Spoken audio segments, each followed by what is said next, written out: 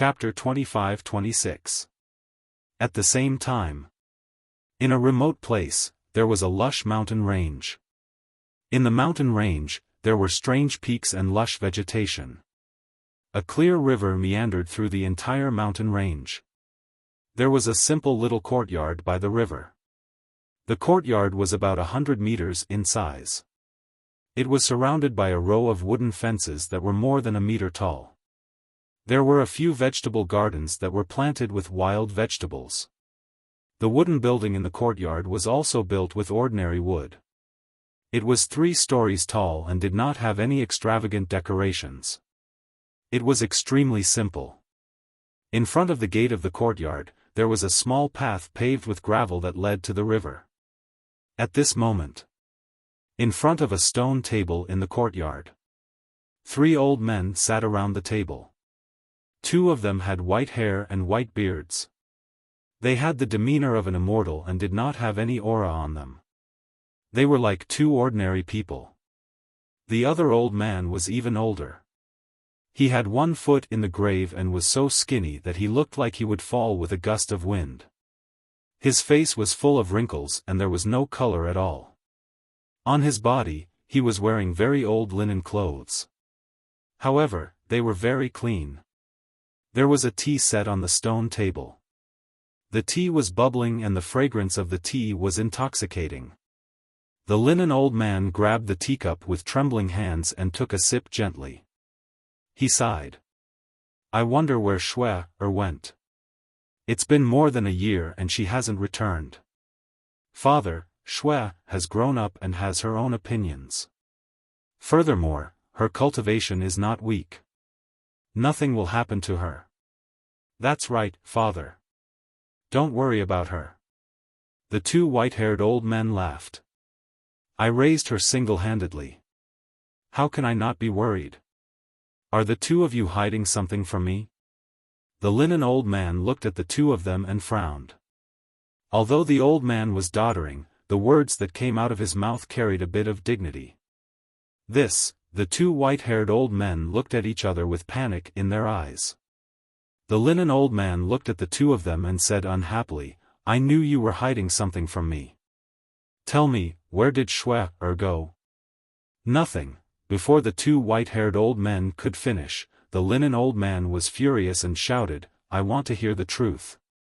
Cough, cough. Perhaps because he was angry and hurt himself, the old man coughed violently after he finished speaking. His face was paler than before. Father, please calm down. We'll talk, we'll talk. Xiaofan went to find a way to prolong your life. The 2 white-haired old men hurriedly stepped forward and consoled the old man in sackcloth.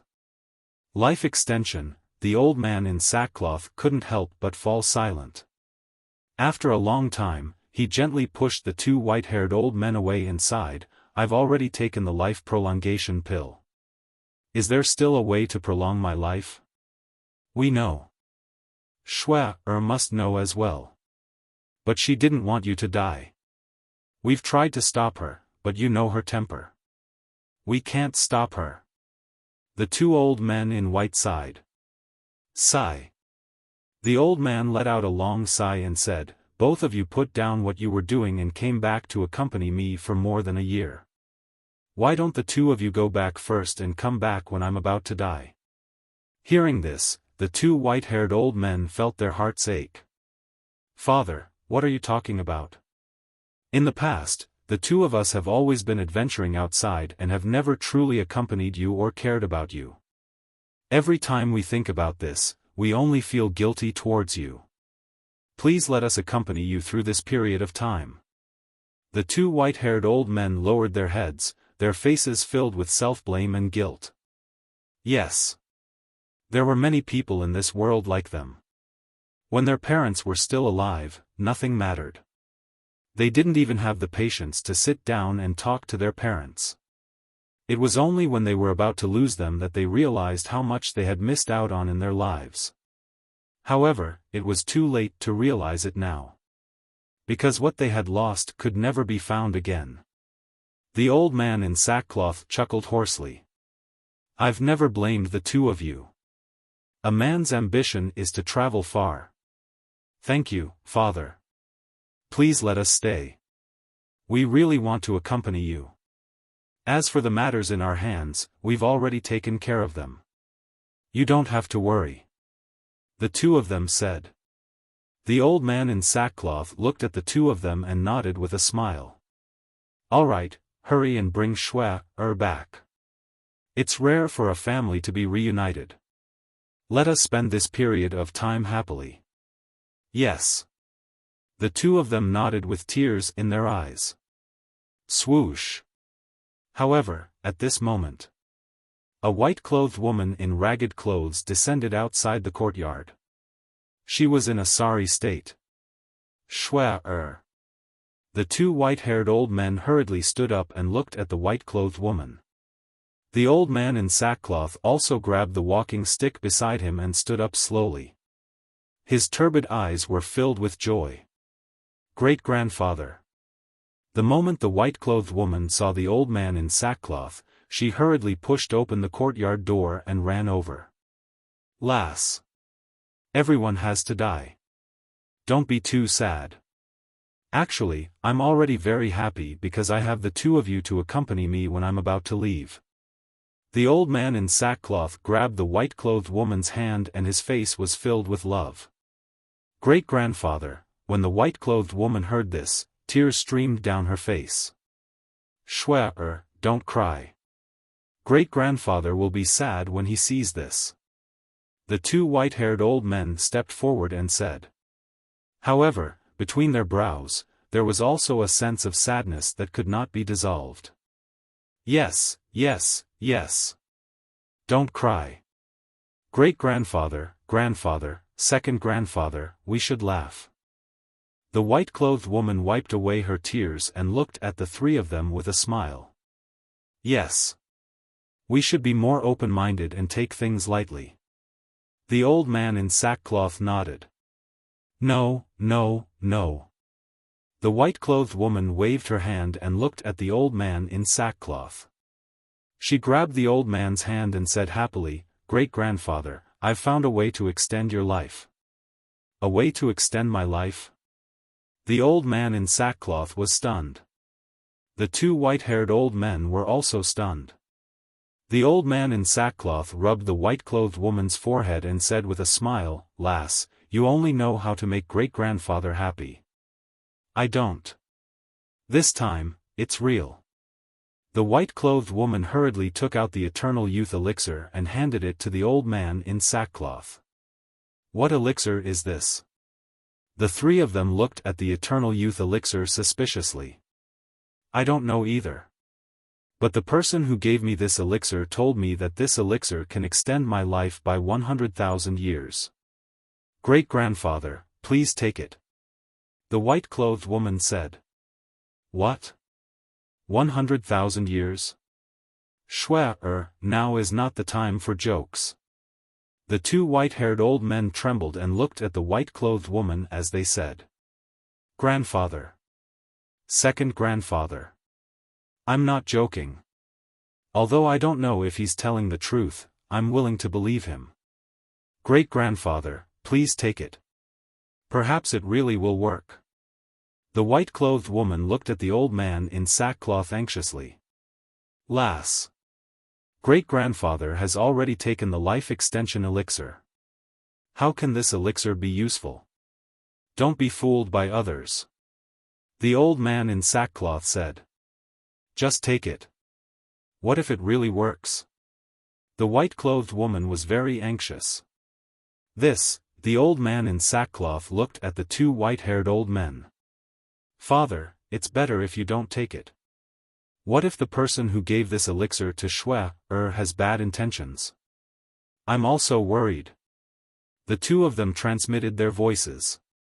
Hearing this, the old man in sackcloth looked at the anxious white-clothed woman again and finally nodded with a smile.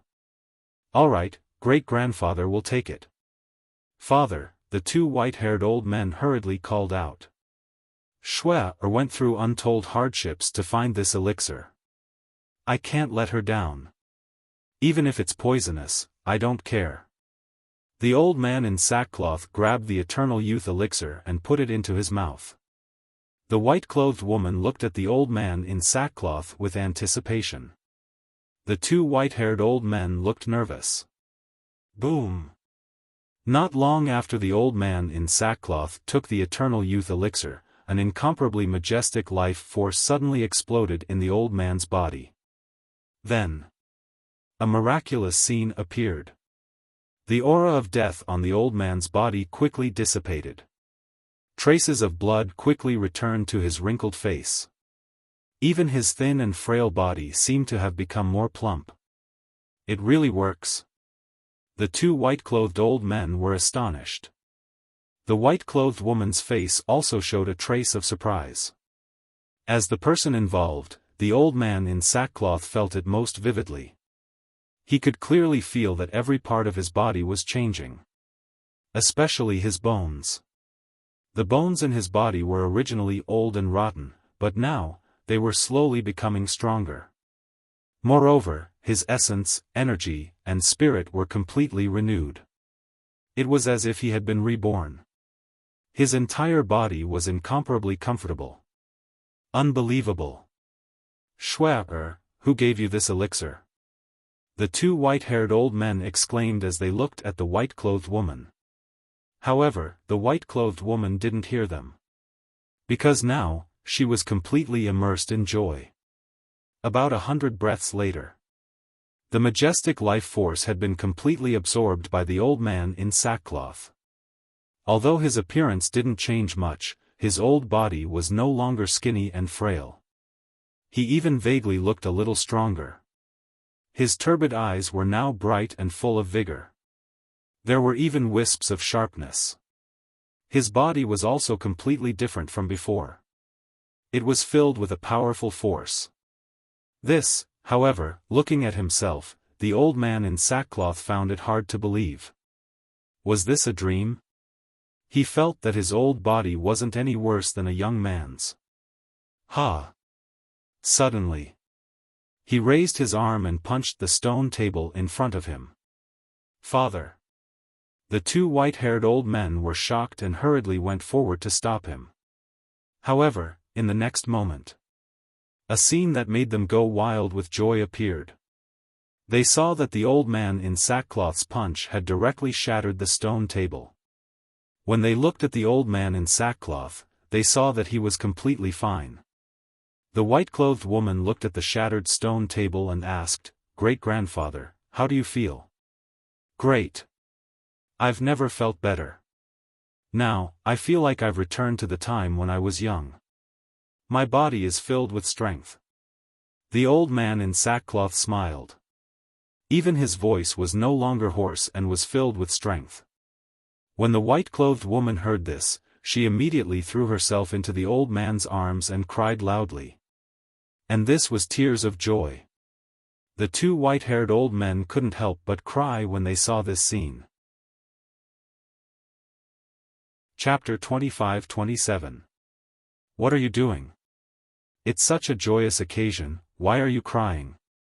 On the contrary, the old man in sackcloth was the calmest. After all, she had been to the gates of hell, so her state of mind would definitely change. Hearing this, the two white-haired old men wiped away their tears and smiled. Xiaofan, who gave you this pill? Hurry up and tell us. If there's a chance, we must thank him properly. The two of them looked at the girl and asked. The girl in white said, "From what everyone is saying, his name seems to be Libu Air." What? Libu Air? The two white-haired old men were shocked. Seeing their reaction, the old man in sackcloth asked, "Do you know him?" "Yes, he's a disciple of the Dragon God Palace, and he has the protection of a paragon. He's a bit strong-willed. I really didn't expect it to be him," the two of them said. "Since he's a disciple of the Dragon God Palace, you must take good care of him. Also, if there's a chance, invite him to our home. I want to thank him in person," the old man in sackcloth said. "All right," the two of them nodded. The girl in white suddenly thought of something, looked at the two white-haired old men and said, "Grandfather, second grandfather, he might be in trouble right now." "What trouble?" The two of them looked at her suspiciously. When I was in the treasure pavilion, I wanted to enter the 10th floor, but I was stopped by the people there. The woman in white explained the situation in a simple and clear manner. 5-clawed golden dragon? Pretending to be dragons? The two of them were shocked, but when they regained their senses, they smiled bitterly and said, as expected of this kid, Holy Dragon City. Did you hear? This Li Bu bear did something earth-shattering again. What is it? Pretending to be dragons, what? He even dares to pretend to be dragons? This guy is really as bold as the rumors say. Pretending to be dragons is a capital offense. This time he's probably angered the dragons. I wonder what will happen to him. To be honest, I quite admire him, because among the younger generation, he is the only one who dares to openly challenge the dragons. Everyone was discussing animatedly, and a storm was brewing in the city. It was the same for the treasure pavilion. The auction had already begun. However, everyone's eyes were locked on a certain spot in the front row. Surprisingly, a young man was sitting there. It was Qin Feiyang. As for the 5-clawed golden dragon, it shrunk to the size of a palm and lay on Qin Feiyang's shoulder, taking a nap. Although its body had shrunk and it had retracted its dragon might, it was still dazzling. Now, let's auction a supreme-grade divine artifact. The starting price is 50 million, and there is no upper limit. On the auction stage, an old man was holding an auction in full swing. In a room on the first floor. No way, he even dares to impersonate dragons? A chubby middle-aged fatso was sitting beside the coffee table. He looked at Ren Xiaolan who was standing opposite him and said in surprise. Yes. Ren Xiaolan nodded and blamed herself. It's all my fault. I didn't see through it immediately and even let them enter the 10th floor. This is not your responsibility. You don't have to blame yourself. The middle-aged fatso was the manager of the treasure pavilion in Holy Dragon City. He wore a gorgeous robe, had a broad body, and a fat head with big ears. A normal chair wouldn't be able to accommodate his body. Thank you, manager. Ren Xiaolan breathed a sigh of relief. The middle-aged fatso pondered for a while and looked at Ren Xiaolan. Go and keep an eye on him now, but remember, don't do anything offensive. Can't offend? Why is that? Ren Xiaolan was suspicious. Didn't you mention the rumors about him? He even dared to kill the island master of the Dragon God Palace. Moreover, he has the support of the Hall Master of the Law Enforcement Hall. Can we afford to offend such a person? You just need to keep an eye on him and let the dragons settle this matter. The middle-aged fatso said. I see. Ren Xiaolan suddenly understood and nodded. I understand, I'll go now. With that, she left the room and walked toward the auction house. The middle-aged fatso pondered for a while and also took out the image crystal. Auction house. Ren Xiaolan walked quickly to Qin Feiyang and said with a smile, Young master, please follow me to the VIP room. VIP room? Qin Feiyang was stunned. Yes. Our auction house has a total of 3 floors. This is the lowest floor, and the 2 floors above are the VIP rooms. Ren Xiaolan said. Okay. Qin Feiyang thought for a while and nodded with a smile. After Qin Feiyang left with Ren Xiaolan, the people around suddenly became restless. He was actually invited to the VIP room? Isn't the treasure pavilion afraid of offending the dragons? What are you thinking? Do you think the treasure pavilion really treats him as a VIP? You can't even understand this. I really admire you. Let me tell you. On the surface, the treasure pavilion is inviting him to the VIP room, but in reality, they are keeping an eye on him and waiting for the dragons to come. After all, this Li Bu has an ultimate powerhouse by his side, and the treasure pavilion doesn't want to offend him. I see. Looks like there will be a good show to watch later. Upstairs, in a VIP room. Ren Xiaolan pushed open the door and walked in with Qin Feiyang. The VIP room wasn't big. The decorations weren't very luxurious either. There were 3 chairs and a coffee table. In the corner, there were a few pots of green plants. In front of them was a transparent floor-to-ceiling window, and they could clearly see the auction stage below and hear the sounds outside. "Young master, please take a seat." Ren Xiaolan pointed at the chair next to the coffee table and smiled, then squatted down to make tea. Qin Feiyang sat on the chair, glanced at Ren Xiaolan, and smiled faintly. "Inviting me to the VIP room for no reason, there must be something going on. Young master is really a smart person." Ren Xiaolan didn't hide anything and slowly told him the steward's purpose. "Dragons," Qin Feiyang murmured, looked at Ren Xiaolan, and smiled. "I have a doubt in my heart, can you help me solve it?" "Young master, please speak." Ren Xiaolan was stunned. "You're from the treasure pavilion, so logically speaking, you should keep these things a secret from me. But why did you tell me without hiding anything?" Qin Feiyang said.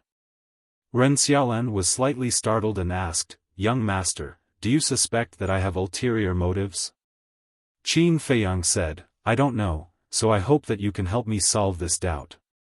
Ren Xiaolan pondered for a while and said, "To be honest, I admire you very much because you dared to kill the island master of the Dragon God Palace and humiliated the 10th elder, and then?" Qin Feiyang said. Ren Xiaolan looked up at Qin Feiyang for a moment, took a deep breath, lowered her head, and continued to make tea. She whispered, "I also hate dragons, we humans shouldn't be ruled by a group of beasts." Qin Feiyang nodded in realization, and then didn't speak again, looking at the auction outside. Because this sentence was already convincing enough. Next is the exciting moment, and also the moment that many alchemists are looking forward to the most. On the auction stage, the old man took out an iron box and slowly opened it. A cluster of alchemy fire slowly appeared. Waves of heat rolled. The auction house immediately became like a big furnace. 4th grade divine fire. Let's not talk nonsense and start directly. The starting price is 10 divine crystals, and there's no limit. As the old man's straightforward words fell, the auction house immediately fell into a frenzy of bidding. The starting price is 10 divine crystals? Qin Feiyang was stunned. Although there was no upper limit, wasn't it a little too casual to lower the price by 10 divine crystals? "Young master, there's something you don't know. Every once in a while, our treasure pavilion will auction a 4th grade divine fire or a 4th grade divine furnace. But it's not to make money." Ren Xiaolan said. "What do you mean?" Qin Feiyang looked at her suspiciously. "As an alchemist who can refine divine pills, sir, I believe you know better than me the value of a 4th grade divine fire and a 4th grade divine furnace." Ren Xiaolan said. "Yes. A 4th grade divine fire and a 4th grade divine furnace is basically a priceless treasure." Qin Feiyang nodded. "That's right. So, our treasure pavilion usually auctions 3rd grade divine fire and a 3rd grade divine furnace.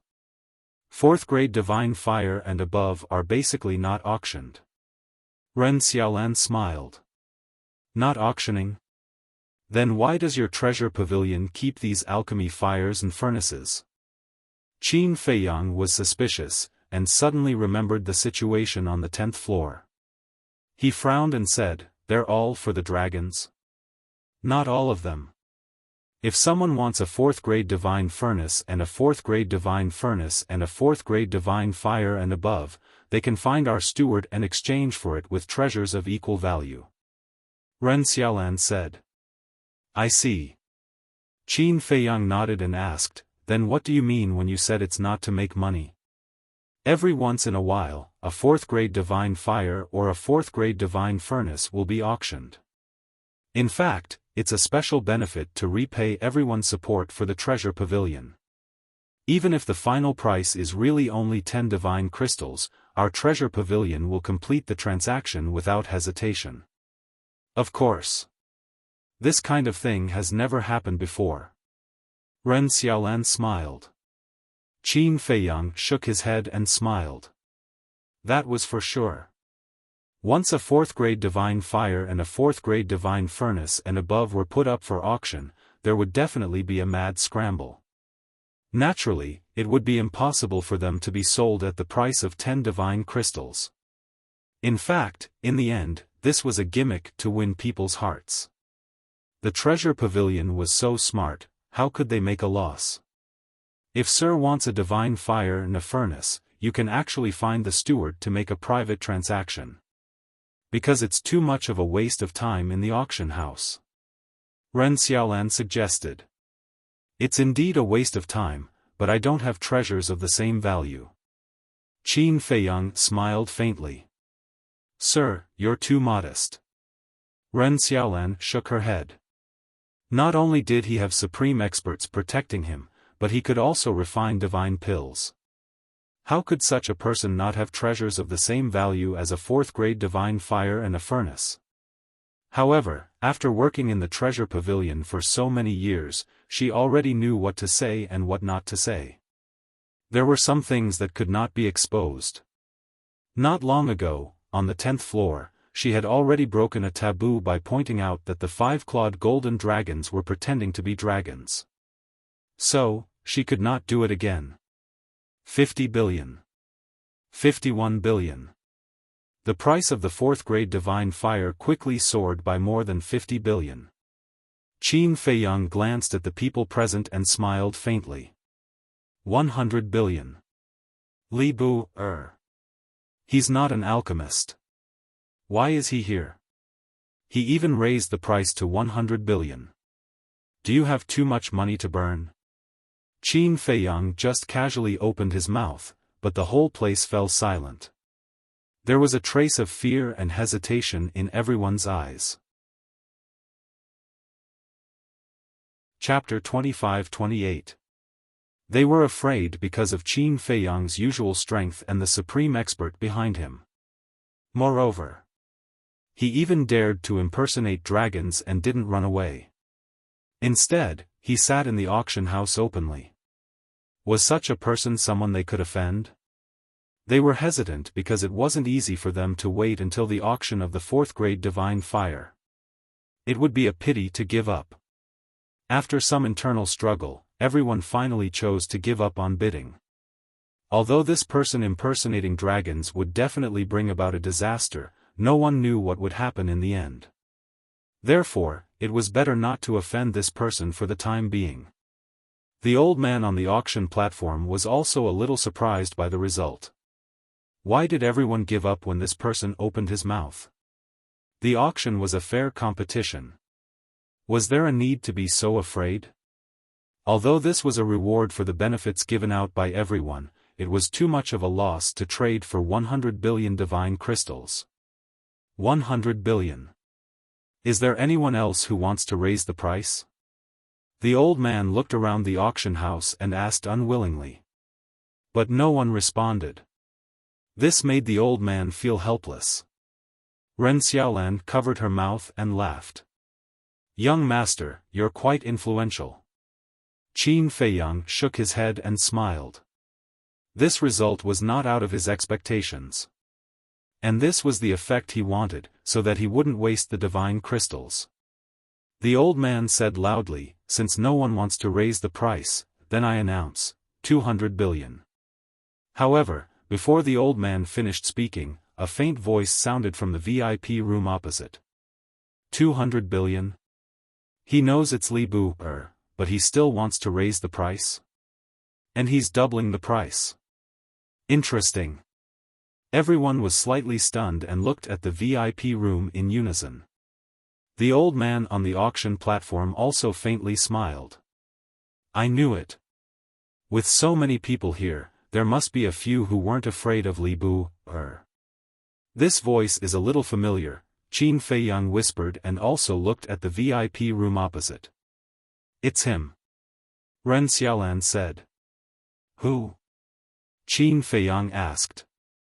Do you still remember the two young men in luxurious clothes who exposed your impersonation of dragons on the 9th floor? This person is one of them. Ren Xiaolan said. It seems to be them. Qin Feiyang nodded and remembered. He called out a bid at this time, and even doubled it just like you. He's clearly provoking you. Ren Xiaolan said. Qin Feiyang smiled faintly as he looked at the auction stage and said, 201,400 billion. The luxuriously dressed youth in the opposite VIP room spoke without hesitation, 500 billion. Qin Feiyang said again. 1 trillion. The voice on the other side sounded again. Qin Feiyang's eyes flickered. When the price was raised to 201 billion, the other party didn't hesitate to raise it to 400 billion. Next, he raised it to 500 billion, and the other party doubled it to 1 trillion. The other party was indeed provoking him. I've finally met a tough opponent. I'd like to see how this guy ends up. Everyone looked at Qin Feiyang's VIP room with schadenfreude. Ren Xiaolan glanced at the opposite VIP room and looked at Qin Feiyang, saying, Young master, a tree needs a layer of bark to live, and a man needs a breath of breath. But before Ren Xiaolan finished speaking, Qin Feiyang said, I give up. What? He actually gave up? Ren Xiaolan was stunned. The people around the auction house were also stunned. They thought that this person would continue to compete, but they didn't expect him to give up so easily. In the opposite VIP room, the two luxuriously dressed youths also looked at each other.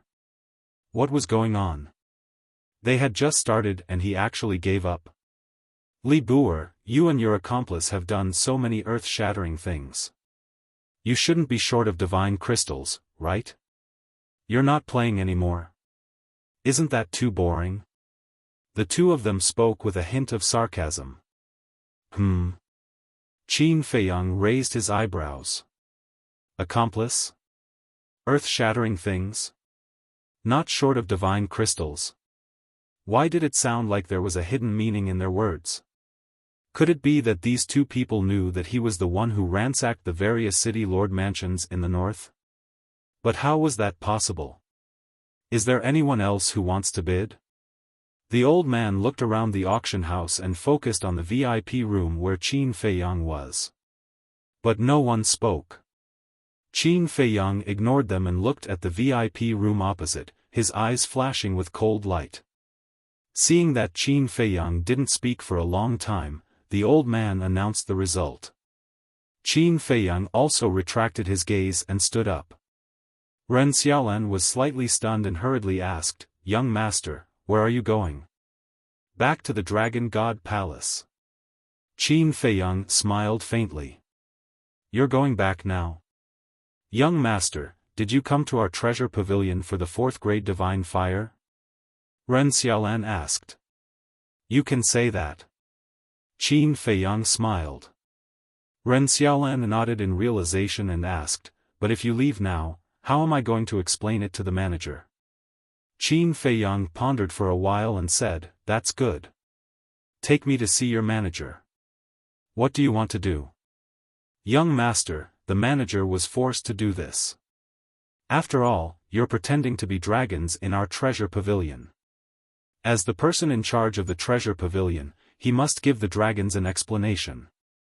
Ren Xiaolan hurriedly said, thinking that Qin Feiyang was going to hurt the manager of the treasure pavilion.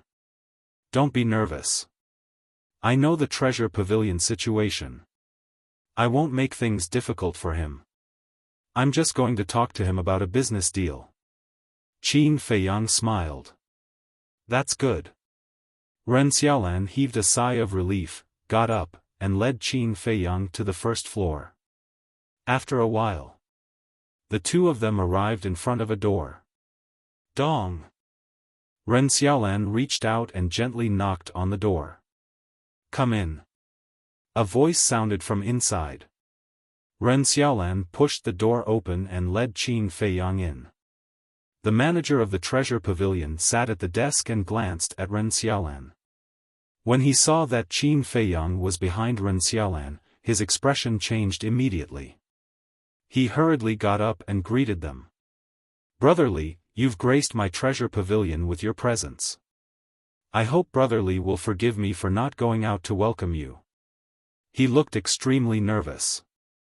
Qin Feiyang smiled faintly and looked at Ren Xiaolan. "I'll talk to the manager in private first." Ren Xiaolan looked at the manager of the treasure pavilion. The manager waved his hand and said, "Go out and wait." Ren Xiaolan turned and walked out, closing the door behind her. "Brotherly, please take a seat." The manager of the treasure pavilion invited Qin Feiyang to sit at the coffee table and served him the best tea leaves. "There's no need to go through so much trouble.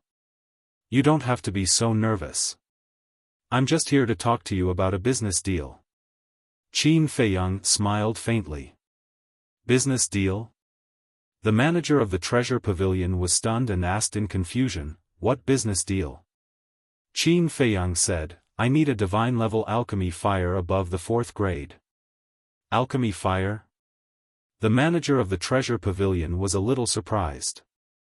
He looked at Qin Feiyang and said, "May I ask if you're an alchemist?" "Yes." Qin Feiyang nodded. The manager of the treasure pavilion was very surprised. This person was famous for his arrogance, but he didn't expect him to be an alchemist. Why hadn't he heard of him before? "Actually, whether I'm an alchemist or not doesn't have much to do with the alchemy fire I'm buying, right? There's no rule in this world that says you have to be an alchemist to buy alchemy fire, right?" Qin Feiyang said faintly. Yes. "I've offended you. Please forgive me, Brotherly." The manager of the treasure pavilion was stunned and quickly smiled obsequiously. Qin Feiyang said, "Then name your price." The manager of the treasure pavilion hesitated and said with a smile, "To be honest, Brotherly, we don't sell alchemy fires above the 4th grade. We only exchange them with treasures of the same value." "Of the same value?" Qin Feiyang frowned. "Of course. For you, Brotherly, we can relax the conditions." The manager of the treasure pavilion said again. "Why?" Qin Feiyang looked at him in surprise. "The treasure pavilion is just a business place. We don't want too much trouble." The manager of the treasure pavilion said it very carefully and tactfully. But the meaning was obvious. He hoped that Qin Feiyang wouldn't cause trouble in the treasure pavilion and bring trouble to the treasure pavilion. Qin Feiyang smiled faintly and said, "To be honest, I really admire the way the treasure pavilion does things. It's just doing business. Brotherly, you're too kind. How about this, I'll give you a cluster of 4th grade alchemy fire. Take it as a gift from the treasure pavilion." The manager of the treasure pavilion smiled. "Give it to me?" Qin Feiyang smiled and shook his head. "I don't dare to accept such an expensive gift. Moreover, I need more than one cluster." "How many do you want?" the manager of the treasure pavilion asked. 3 clusters of 4th grade alchemy fire. 3 clusters of 5th grade alchemy fire. If there are 6th grade or 7th grade ones, I'll accept them all. Also, I want an alchemy furnace. The higher the grade, the better." Qin Feiyang said. "So many?" The manager of the treasure pavilion was shocked. "It's a little too much, but I believe it's not difficult for the treasure pavilion." Qin Feiyang smiled faintly. The manager of the treasure pavilion hesitated and said, "How about this, Brotherly, go back first. I'll ask the chief pavilion master for his opinion. I'll contact you then." "Okay." Qin Feiyang nodded, opened the altar, and walked up. After Qin Feiyang disappeared, the manager of the treasure pavilion sneered. He looked at the closed door and said, "Ren Xiaolan, come in." Ren Xiaolan had been waiting outside the door. When she heard that, she immediately opened the door and walked to the manager of the treasure pavilion. The manager of the treasure pavilion asked, you've been watching him for so long. Do you know that he's an alchemist? Yes. Ren Xiaolan nodded and recalled what happened on the 10th floor not long ago. She said, he seems to be able to refine elixirs. What? He can refine elixirs? The manager of the treasure pavilion stood up suddenly, his face full of shock. At that time on the 10th floor, he did take out a freshly refined elixir, but I don't know if he refined it himself. Because when he took out the elixir, he went to the space treasure. Ren Xiaolan said. Hearing that, the manager of the treasure pavilion slowly returned to his seat. He pondered for a while and shook his head. He probably didn't refine it. How so? Ren Xiaolan was suspicious. He's just an immortal. How can he refine elixirs of this level? Moreover, we've never heard him say that he's an alchemist before. I think, it must be the immortal by his side who helped him refine it. The manager of the treasure pavilion said self-righteously. Ren Xiaolan nodded and asked, then why did he look for you? It's really funny. He actually asked me for 3 clusters of 4th grade elixir fire, 3 clusters of 5th grade elixir fire, and 3 clusters of 6th grade elixir fire. The manager of the treasure pavilion sneered. Chapter 25-29. Sure enough, it's for the elixir fire. Ren Xiaolan mumbled and asked, what did you say? She had already thought of this when she heard Qin Feiyang say that he wanted to look for the steward. Of course I wouldn't agree to it. I just made up an excuse and told him to get lost. The treasure pavilion steward said lightly. Aren't you afraid of angering him? Ren Xiaolan was surprised. He can't even protect himself by pretending to be dragons. What am I afraid of? Just wait and see. His death date is not far away. The treasure pavilion steward sneered. Ren Xiaolan smiled and didn't say anything else. She looked at the treasure pavilion steward and said, if there's nothing else, I'll get back to work. Okay. The treasure pavilion steward nodded. Ren Xiaolan left the room and turned to close the door. There seemed to be a hint of worry in her eyes. At the same time, in the room, the treasure pavilion steward took a sip of tea and sneered. Do you really think I'll buy your elixir fire? You're really naive and ridiculous. After saying that, he leaned on the chair and crossed his legs. He closed his eyes and shook his legs constantly, looking like he was floating in the air. However, he didn't know. All of this was seen by everyone. And this person was Qin Feiyang. In fact, he didn't leave before. When he was about to be teleported away by the altar, he entered the ancient castle and stayed in the room. So, he had heard every single word that the treasure pavilion's manager had said. Fire Lotus looked at the steward in the image and asked curiously, Qin Dage, how do you know he's lying to you? It's very simple. As a businessman, if he really wants to do business, he will definitely take the initiative to establish a contract with the other party before he leaves to facilitate communication. And before this, although he made it sound very nice, he didn't mention a single word about establishing a contract. This means that he's just being perfunctory. Of course. If he's just being perfunctory, I won't be angry. But his attitude and the words he said to Ren Xiaolan are not just perfunctory, but also a kind of arrogant contempt. He thinks that in front of him, everyone else is a fool and he's the smartest. Qin Feiyang said lightly. Fire Lotus smiled. Then how do you plan to deal with him? The show has to be played one step at a time. Take it slow. Qin Feiyang smiled and waved his hand, dispelling the image. Then, he drove the ancient castle away from the treasure pavilion. Boom! But at this moment, a terrifying dragon might descended. The people entering and exiting the treasure hall were immediately startled as they raised their heads to look at the sky above the treasure hall. A middle-aged man was standing in the air. He was about 1.8 8 meters tall and had an imposing appearance. He wore a dazzling golden robe. A 5-clawed golden dragon was embroidered on his clothes. Li Bu, come out now. The golden-robed middle-aged man looked down at the treasure pavilion and shouted. Sure enough, he has come to settle accounts with Li Bu, But who is this guy? Looks like it's very impressive. The crowd mumbled as they sized up the golden-robed middle-aged man. Tap tap, along with the sound of hurried footsteps, the manager of the treasure pavilion ran out and hurriedly went up to greet him respectfully. Greetings, milord.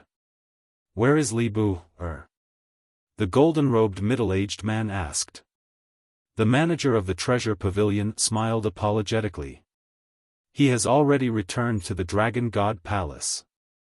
Returned to the Dragon God Palace? The golden-robed middle-aged man raised his eyebrows and said angrily, Didn't I tell you to keep an eye on him? I can't do anything about it. After all, he has supreme experts protecting him. I can't stop him even if I want to. The manager of the treasure pavilion complained tearfully. Useless trash. The golden-robed middle-aged man glared at the manager of the treasure pavilion and opened an altar. The manager of the treasure pavilion of the Holy Dragon City is actually bowing down to a junior of the dragons. What an eye-opener. At this moment, Qin Feiyang appeared in the crowd below and looked at the manager of the treasure pavilion with a faint smile. Li Bu, When did he come? The people around immediately looked at Qin Feiyang. Why is he still here? The manager of the treasure pavilion lowered his head and looked at Qin Feiyang with a stunned expression. He then transmitted his voice, brotherly, please don't cause trouble here. Why? Qin Feiyang asked secretly. The manager of the treasure pavilion said anxiously, Didn't we agree to not bring trouble to the treasure pavilion? Did we? Why don't I remember? Qin Feiyang smiled mockingly and ignored the manager of the treasure pavilion. He looked at the golden-robed middle-aged man and asked, What's the matter? The manager of the treasure pavilion was anxious. What did this mean? Why did his attitude change in the blink of an eye? You're Li Bu, The golden-robed middle-aged man sized up Qin Feiyang and asked. Yes. Qin Feiyang nodded.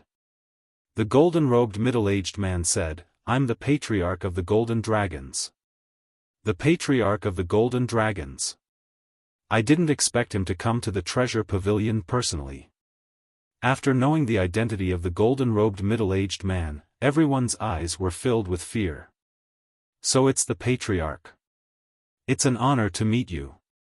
Qin Feiyang cupped his hands and smiled. Don't play dumb with me. Let the 5-clawed golden dragon come out immediately. I'd like to see when you gave birth to such a descendant. The patriarch of the golden dragon snorted. Qin Feiyang smiled faintly and said, Little Gold, come, let him take a look. I'm not a pet. What are you looking at? The 5-clawed golden dragon complained in dissatisfaction, but it also flew out from Qin Feiyang's wrist and floated beside Qin Feiyang. The patriarch of the golden dragons looked up and down at the 5-clawed golden dragon, and his eyes were fixed on the 5-clawed golden dragon's 5th dragon claw. His eyes suddenly shone. It was really a 5-clawed golden dragon. One had to know. In the entire Golden Dragon clan, only he and the ancestral dragon had a 5th dragon claw. Even his true descendant did not have a 5th dragon claw. But now, a golden dragon that came out of nowhere actually had 5 dragon claws. This was too unbelievable. In other words, the 5-clawed golden dragon's bloodline power was even purer than his true descendants. Are you done looking? The 5-clawed golden dragon looked at the patriarch of the golden dragons impatiently. The golden dragons took a deep breath and asked, Where are you from? Related to you? The 5-clawed golden dragon raised his eyebrows. The patriarch of the golden dragons said angrily, All the dragons in the world are related to us dragons. If I ask you to answer, then answer. This emperor only listens to the young master. If the young master asks me to answer, then I will answer. As for you, sorry, I'm not familiar with you. After the five-clawed golden dragon finished speaking, he returned to Qin Feiyang's wrist. The patriarch of the golden dragon's face darkened in an instant. Li Bu, do you know that impersonating dragons is a capital offense? The patriarch of the golden dragons pointed his spear at Qin Feiyang again. Impersonating dragons is a capital offense? Then I'd like to ask, what crime is it for you dragons to impersonate us humans? Qin Feiyang laughed. The patriarch of the golden dragons frowned and said, when have we ever impersonated you humans? You dragons are all in human form. Aren't you impersonating us humans? Qin Feiyang said. Impersonating human form is impersonating us humans? The patriarch of the golden dragons was angry and amused. How could there be such an unreasonable person? Since even you guys aren't impersonating us, then how can Xiao Jin be considered impersonating us? Could it be that he's not a dragon god? Qin Feiyang said. Hearing this, everyone couldn't help but mutter. The five-clawed golden dragon was a dragon god. Since he was a dragon god, then he should be considered a dragon. In this way, the five-clawed golden dragon really wasn't impersonating him. Because he was a dragon himself. The patriarch of the golden dragon shouted, although he is a dragon god, he has not been recognized by us dragons. Without recognition, he is not a member of us dragons. Wait. There's some contradiction in your words. Since you said that Xiao Jin is not a dragon, then why did you say that all the dragons in the world are related to you dragons? Qin Feiyang looked at the patriarch of the golden dragon suspiciously. For a moment, the patriarch of the golden dragons was at a loss for words. If I understand correctly, the name dragons is a collective name for the dragon god clan. The dragons in the world belong to the dragons. Just like us humans, we are collectively known as the human race. Whether it's the divine land, the four major domains, or other places, as long as you are a human, you are a member of the human race. Or is my understanding wrong? In front of you, only the dragons of Divine Dragon Island are considered dragons? If that's the case, then where do you place the dragons that are scattered outside? Patriarch, whether you are a human or a dragon, you have to be reasonable, don't you think so? Qin Feiyang said with a faint smile. The patriarch of the golden dragons was extremely angry. How could this mouth be so powerful? His words made him unable to refute. Qin Feiyang coughed and said, Patriarch, don't get me wrong. I don't mean to offend you. I'm just being reasonable. The golden dragon tribe leader said angrily, so you're saying that if I punish you today, I'll be the one being unreasonable? I don't know if you are reasonable or not, but I believe that justice is in people's hearts. Qin Feiyang said with a smile. The golden dragon tribe's leader was so angry that he laughed. What a sharp tongue. He said, it doesn't matter if you're being reasonable or not. You have to give me an explanation today. What explanation do you want? Qin Feiyang asked. You have two choices. First, let the five-clawed golden dragon go to Divine Dragon Island with me and promise to cut off all ties with the five-clawed golden dragon. I will pretend that this never happened. Second, you can continue to be arrogant, but you and the five-clawed golden dragon will be finished. I know that you have a supreme expert protecting you, but a half-step invincible realm expert is nothing in front of us dragons. As for that young man, I'm afraid he can't come to help you in time. The golden dragon's eyes flashed coldly. You are so confident. It seems that you have come prepared. Who else is there? Come out. Qin Feiyang smiled and glanced at the void. Whoosh! As Qin Feiyang's voice fell, two figures appeared beside the golden dragons. It was the white-clothed woman and the 10th elder. Greetings, Patriarch Dragon. Everyone present immediately knelt on the ground and bowed respectfully. At the scene, only Qin Feiyang was standing. Looking at the white-clothed woman and the 10th elder, Qin Feiyang said with a smile, "Even the two of you are here. What an honor. Say yes. Although what you said is reasonable and the five-clawed golden dragon is a dragon, it is undeniable that he pretended to be the son of the golden dragons.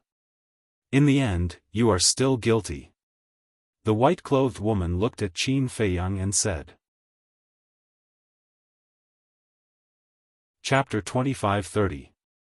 Qin Feiyang looked at the woman in white and said, "So, I have no choice." "Yes." The woman in white nodded. "Pretending to be the son of the golden dragons, what other choice do you have? Also, you were in the wrong in the first place, but instead of admitting your mistake in time, you even talked big and said a lot of reasons to defend yourself. Li Bu Air, are you such a hypocrite?" Suddenly, two sneers sounded in the crowd. Qin Feiyang raised his eyebrows. This voice, he immediately looked in the direction of the voice and saw two young men in luxurious clothes standing not far away, looking at him with a cold smile. Qin Feiyang's eyes flashed with a cold light. He had no impression of these two people, which meant that he had never seen them before. He had never seen them before, but he kept provoking him. Was there something wrong with his brain?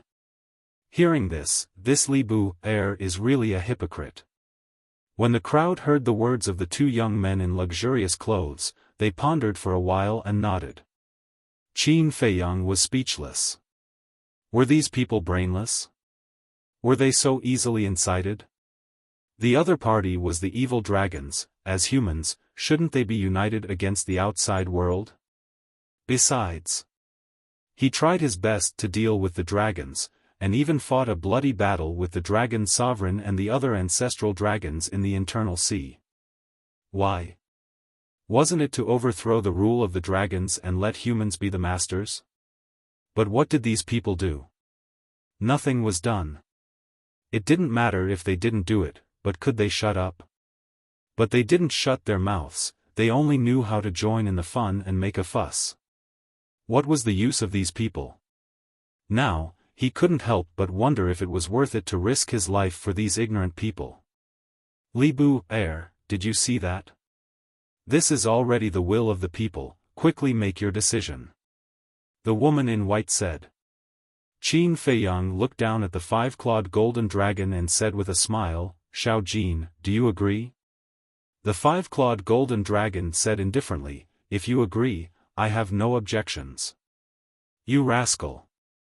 Qin Feiyang shook his head speechlessly. He looked up at the woman in white and said, "As your companion, I can't hand him over to you. Don't worry about it. If it comes to us dragons, not only will we not harm it, we will even do our best to nurture it." The woman in white said. "This emperor doesn't like hearing this.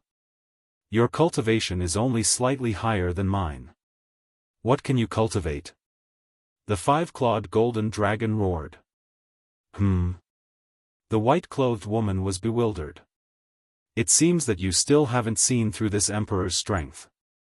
The five-clawed golden dragon smiled proudly as a monstrous aura erupted from him. The surrounding crowd was immediately sent flying, each and every one of them in a sorry state. The treasure pavilion was also shaking violently.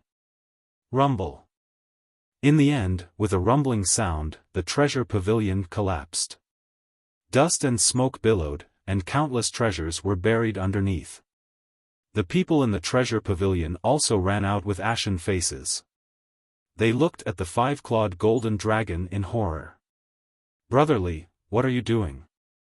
The manager of the treasure pavilion shouted. In the blink of an eye, the treasure pavilion was razed to the ground. How was he going to explain this to the chief pavilion master? Qin Feiyang glanced at him and said telepathically, "You're doing this on purpose, aren't you?" "Heh." The five-clawed golden dragon smiled secretly. He was doing this on purpose. He had long disliked the steward of the treasure pavilion. How dare he play tricks in front of them without thinking about his own strength? Destroying the treasure pavilion was considered a light punishment. He'd better not offend them again, or his head would be smashed. But at this moment, the manager of the treasure pavilion was the only one who cared about the collapse of the treasure pavilion. The others turned a blind eye to it. Even the staff of the treasure pavilion, such as Xiaofan, looked at the five-clawed golden dragon with fear on their faces. This aura was so strong.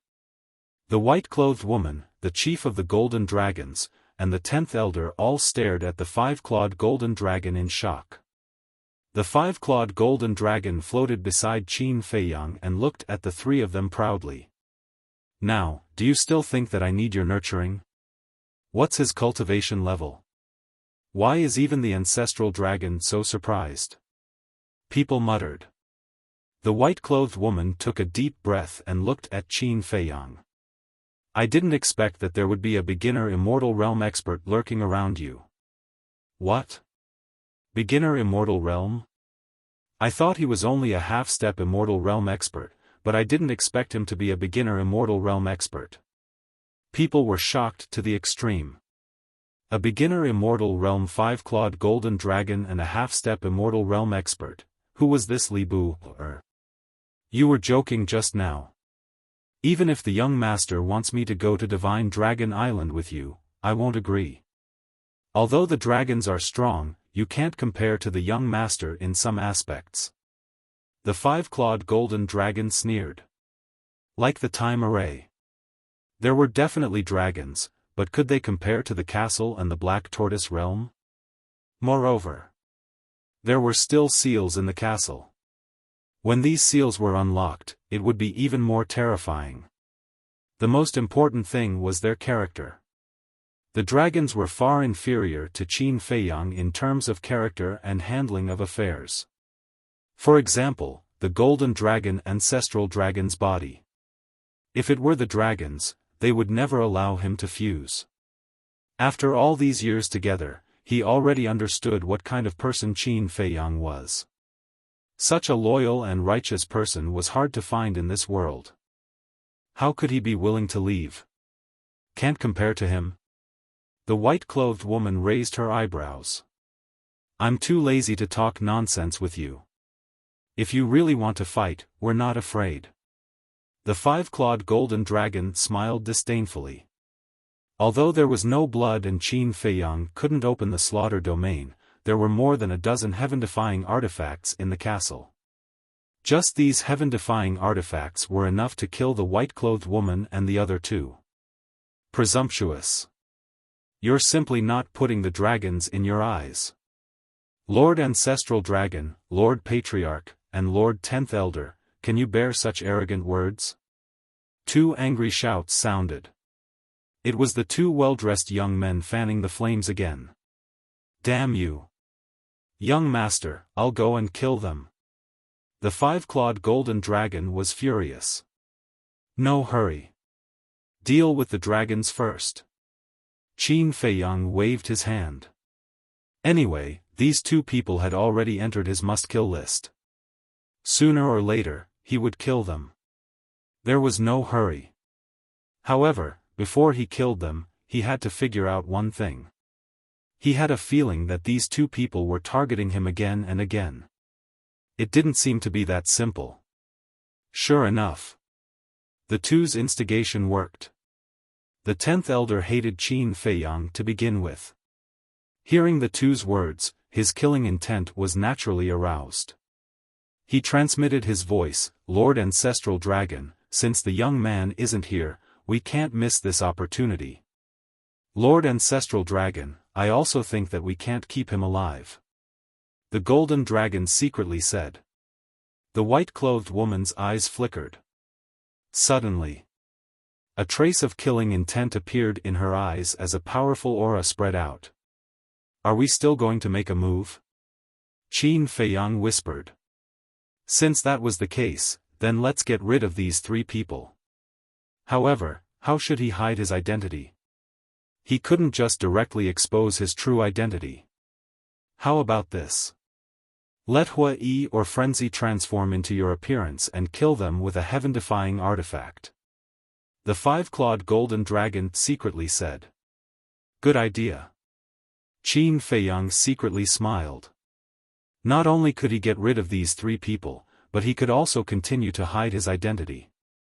It was the best of both worlds. Although the three of them had left their divine consciousness on Divine Dragon Island and couldn't really kill them, their physical bodies were priceless treasures. Especially the white-clothed woman. As the ancestral dragon, her physical body was equivalent to a divine treasure. Have mercy. However, just as Qin Feiyang was about to take action, an old voice rolled over. Swish. Following closely. A white figure rushed in front of the white-clothed woman like lightning. Yi Zhong. The white-clothed woman and the other two were stunned. When did this old man come back? Qin Feiyang and the five-clawed golden dragon also had a suspicious look. The white-clothed woman came back to her senses and asked, Yi Zhong, your family's matter, it's all been taken care of. Yi Zhong nodded and looked down at Qin Feiyang and the five-clawed golden dragon. He looked at the white-clothed woman and said, Come with this old man. After saying that, he rushed towards Yun Shao. The white-clothed woman frowned and chased after him. What's going on? Everyone looked at the back of the two in confusion. Yun Shao. Yi Zhong finally stopped. The white-clothed woman also stopped beside Yi Zhong and said, My condolences. My condolences? Yi Zhong was slightly taken aback, shook his head and smiled. I think you've misunderstood, my father is not dead. Not dead? The white-clothed woman was startled for a moment and asked doubtfully, Didn't you say that his time is up? Yes. But my granddaughter found a life-saving divine pill by chance. Father extended his life by 100,000 years. Yi Zhong laughed. It can't be. What divine pill? The white-clothed woman was surprised.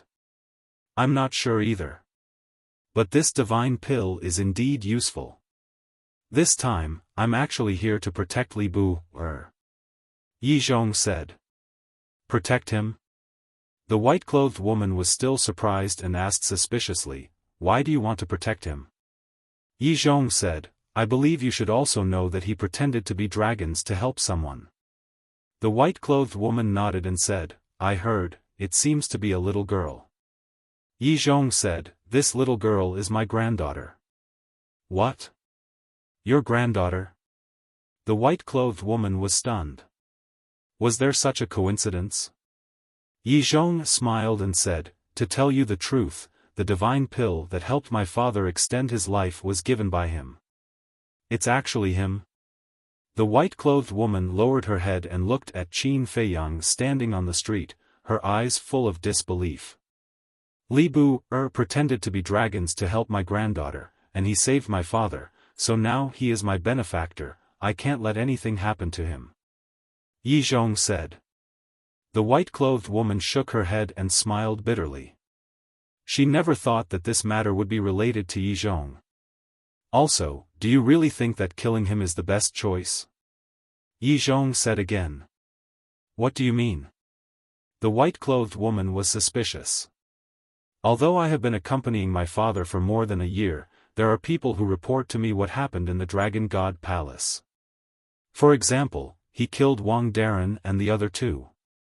Also, he and Frenzy killed Gu Fan and the others. The strength they've displayed has already far surpassed their cultivations. Shouldn't we cherish such a talent? Why do we want to get rid of them? Yi Zhong said.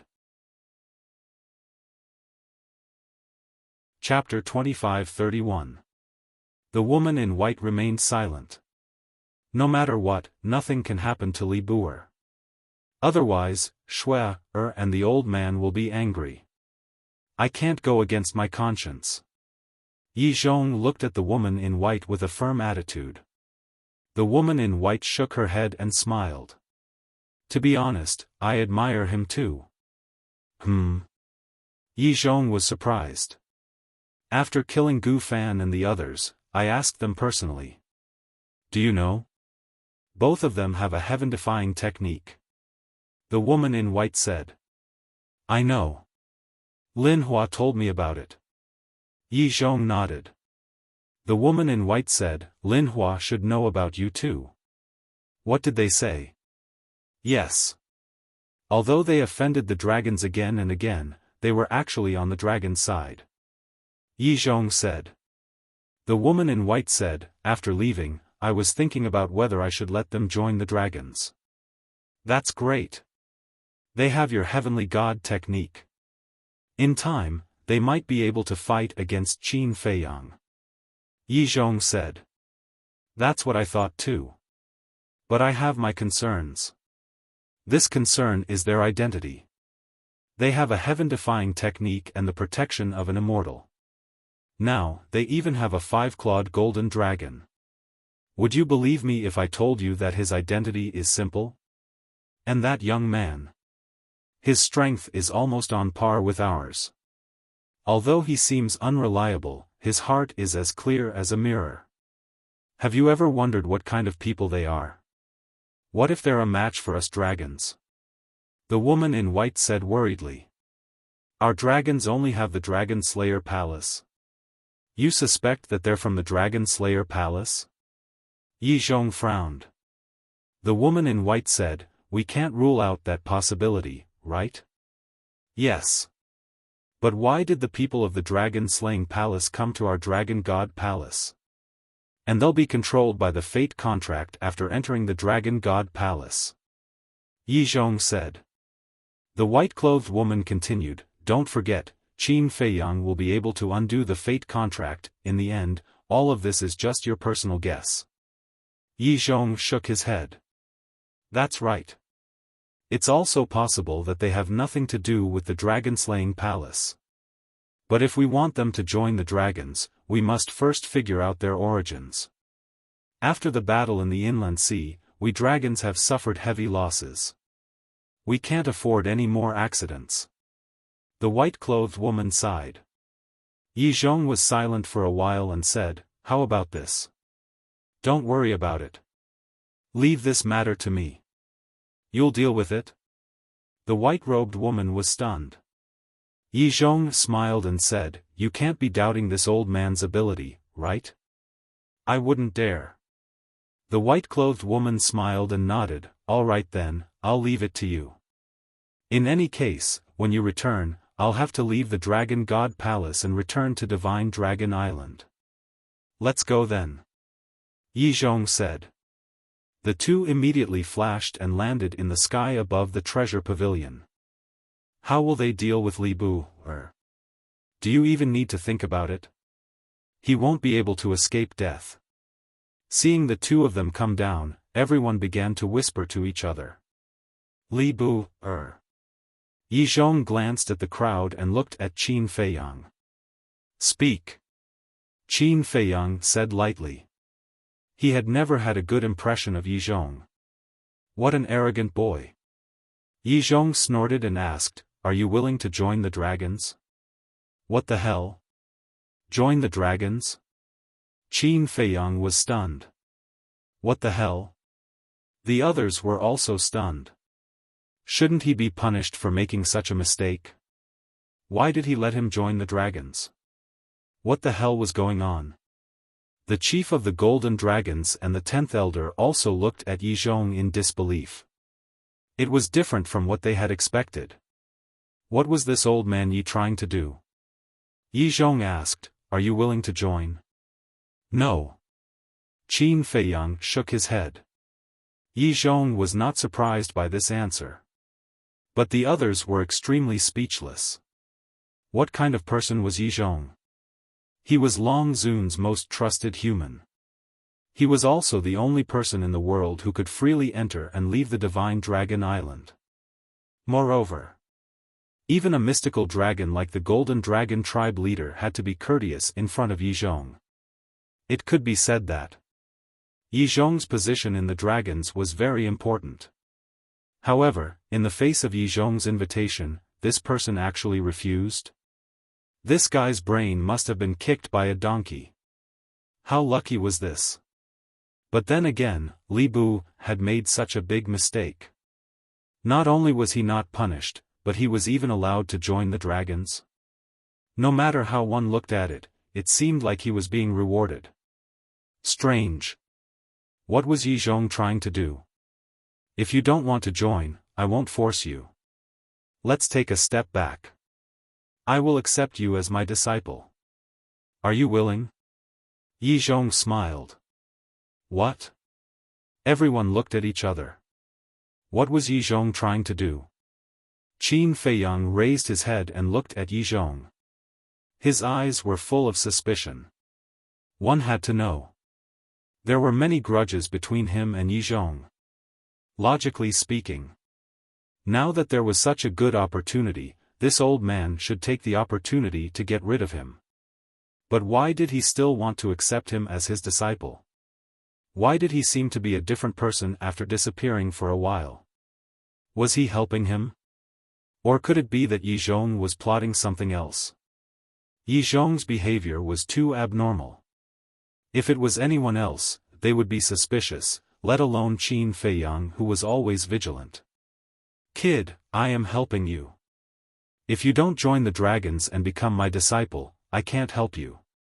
Moreover, it's not a loss for you to take me as your master. Because I have never taken in a disciple in my life. You are the first. Moreover, as long as you become my disciple, you will be able to save a lot of unnecessary trouble in the Dragon God Palace. Yi Zhong transmitted his voice. When Qin Feiyang heard this, he couldn't help but frown. Was he really helping him? But why was that? He didn't believe that Yi Zhong was a good person. This was really puzzling. However, Yi Zhong's last sentence was right. Becoming Yi Zhong's disciple would definitely save him a lot of trouble. After all, Yi Zhong was the chief hall master of the Dragon God Palace. In the future, he would be second only to one person in the Dragon God Palace. The most important thing was, this was also a good opportunity to get close to Yi Zhong. Because in order to complete the task given to him by the ancestors, he first had to get closer to Yi Zhong. After thinking about it, Qin Feiyang cupped his hands and said, Disciple Li Bu, greets master. He agreed. Everyone looked at Qin Feiyang in surprise. They all thought that Qin Feiyang would still refuse like before. But they didn't expect that he would actually agree. Then, wouldn't his current status rise along with the tide? The disciple of the chief hall master of the Dragon God Palace was basically standing at the top of the pyramid of the divine land. Very good. Yi Zhong nodded and smiled. How could this be? Not only was he not punished, but he also became Yi Zhong's disciple? In the crowd, the two well-dressed young men's faces were extremely gloomy. This was too dramatic. And the manager of the treasure pavilion. At this moment, he also had a face of disbelief. He thought that this person would definitely die, but he didn't expect that he would rise to the sky in one step. Now, even his treasure pavilion couldn't afford to climb up. In his heart, he couldn't help but regret. No, no, no. There's still a chance to save him. Anyway, he doesn't know what I planned to do before. As long as I find him the alchemy fire, I'll definitely be able to build a good relationship with him. The manager of the treasure pavilion muttered. At the same time, Qin Feiyang also looked at the manager of the treasure pavilion and the two well-dressed young men, and a sneer flashed in his eyes. Immediately, Qin Feiyang looked up at Yi Zhong and said with a smile, Master, this disciple wants a greeting gift. The corner of Yi Zhong's mouth twitched. This was really impolite. But with so many people watching, he couldn't refuse, so he asked, What do you want? Qin Feiyang pointed at the two well-dressed young men and said, I want their heads. What? The two well-dressed young men's faces suddenly turned pale. And Yi Zhong, the woman in white, the 10th elder, the chief of the golden dragons, and the others all looked at the two of them. He actually wanted the heads of the two of them. Did they have some sort of grudge? Qin Feiyang said, "Master, this disciple only has such a small request. You won't refuse, right?" Yi Zhong smiled bitterly. This kid really knew how to climb up a pole. Okay. Yi Zhong nodded and looked at the 10th elder, saying, "10th elder, kill them." The 10th elder was very unhappy at this moment, but he really didn't dare to disobey Yi Zhong's words. "Qin Feiyang, I didn't expect you to be so ruthless. We were just joking with you, and you actually want to kill with a borrowed knife?" Seeing the 10th elder make a move, the two well-dressed young men's expressions immediately changed and they transmitted their voices to Qin Feiyang. Qin Feiyang's heart trembled. They actually knew his true identity? If you really want to do this, then don't blame us for being ruthless and exposing your identity in public. Think about it yourself. The two of them continued to transmit their voices. Qin Feiyang's pupils contracted, and he looked at the 10th elder and said, "Stop." The 10th elder was stunned and looked at Qin Feiyang. Qin Feiyang smiled faintly and said, "I was just joking to liven up the atmosphere." Joking? The 10th elder was immediately annoyed and said angrily, "How can you make such a joke?" Yi Zhong's face was filled with helplessness. What kind of young man was this? Cough, cough. 10th elder, please mind your identity. I'm now the disciple of the chief hall master, and I'm his only disciple. Save me some face in front of so many people. Qin Feiyang coughed and said. The 10th elder was furious. Was he going to use Yi Zhong's power to act like a tyrant? He didn't expect that he had the potential to be a good-for-nothing. The white-clothed woman and the golden dragon's chief also turned to look at Yi Zhong with an extremely strange expression. It was as if they were asking if it was wise to accept him as a disciple. Yi Zhong laughed dryly and waved his hand. Okay, this matter is over. Li Buer, if there's nothing else, go back to the Dragon God Palace. Don't mess around outside. Yes, master. Qin Feiyang nodded and smiled. Let's go. Yi Zhong looked at the white-clothed woman and said with a smile. The white-clothed woman shook her head and turned to return to the Dragon God Palace. The 10th elder glanced at Qin Feiyang, snorted from his nose, and turned to leave angrily. The golden dragon's chief looked at the 5-clawed golden dragon floating beside Qin Feiyang and also left with a trace of unwillingness. To be honest, he really wanted to take the 5-clawed golden dragon away. But now, this boy had become Yi Zhong's disciple. Yi Zhong's position in the dragons was higher than his, so it was really difficult for him to make a move. His heart was full of regret.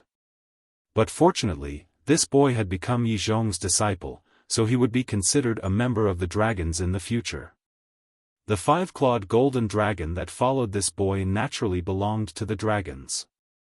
At least it didn't benefit outsiders. Chapter 25-32. The 5-clawed golden dragon said, Qin Feiyang, is Yi Zhong out of his mind today? I think so. Qin Feiyang nodded.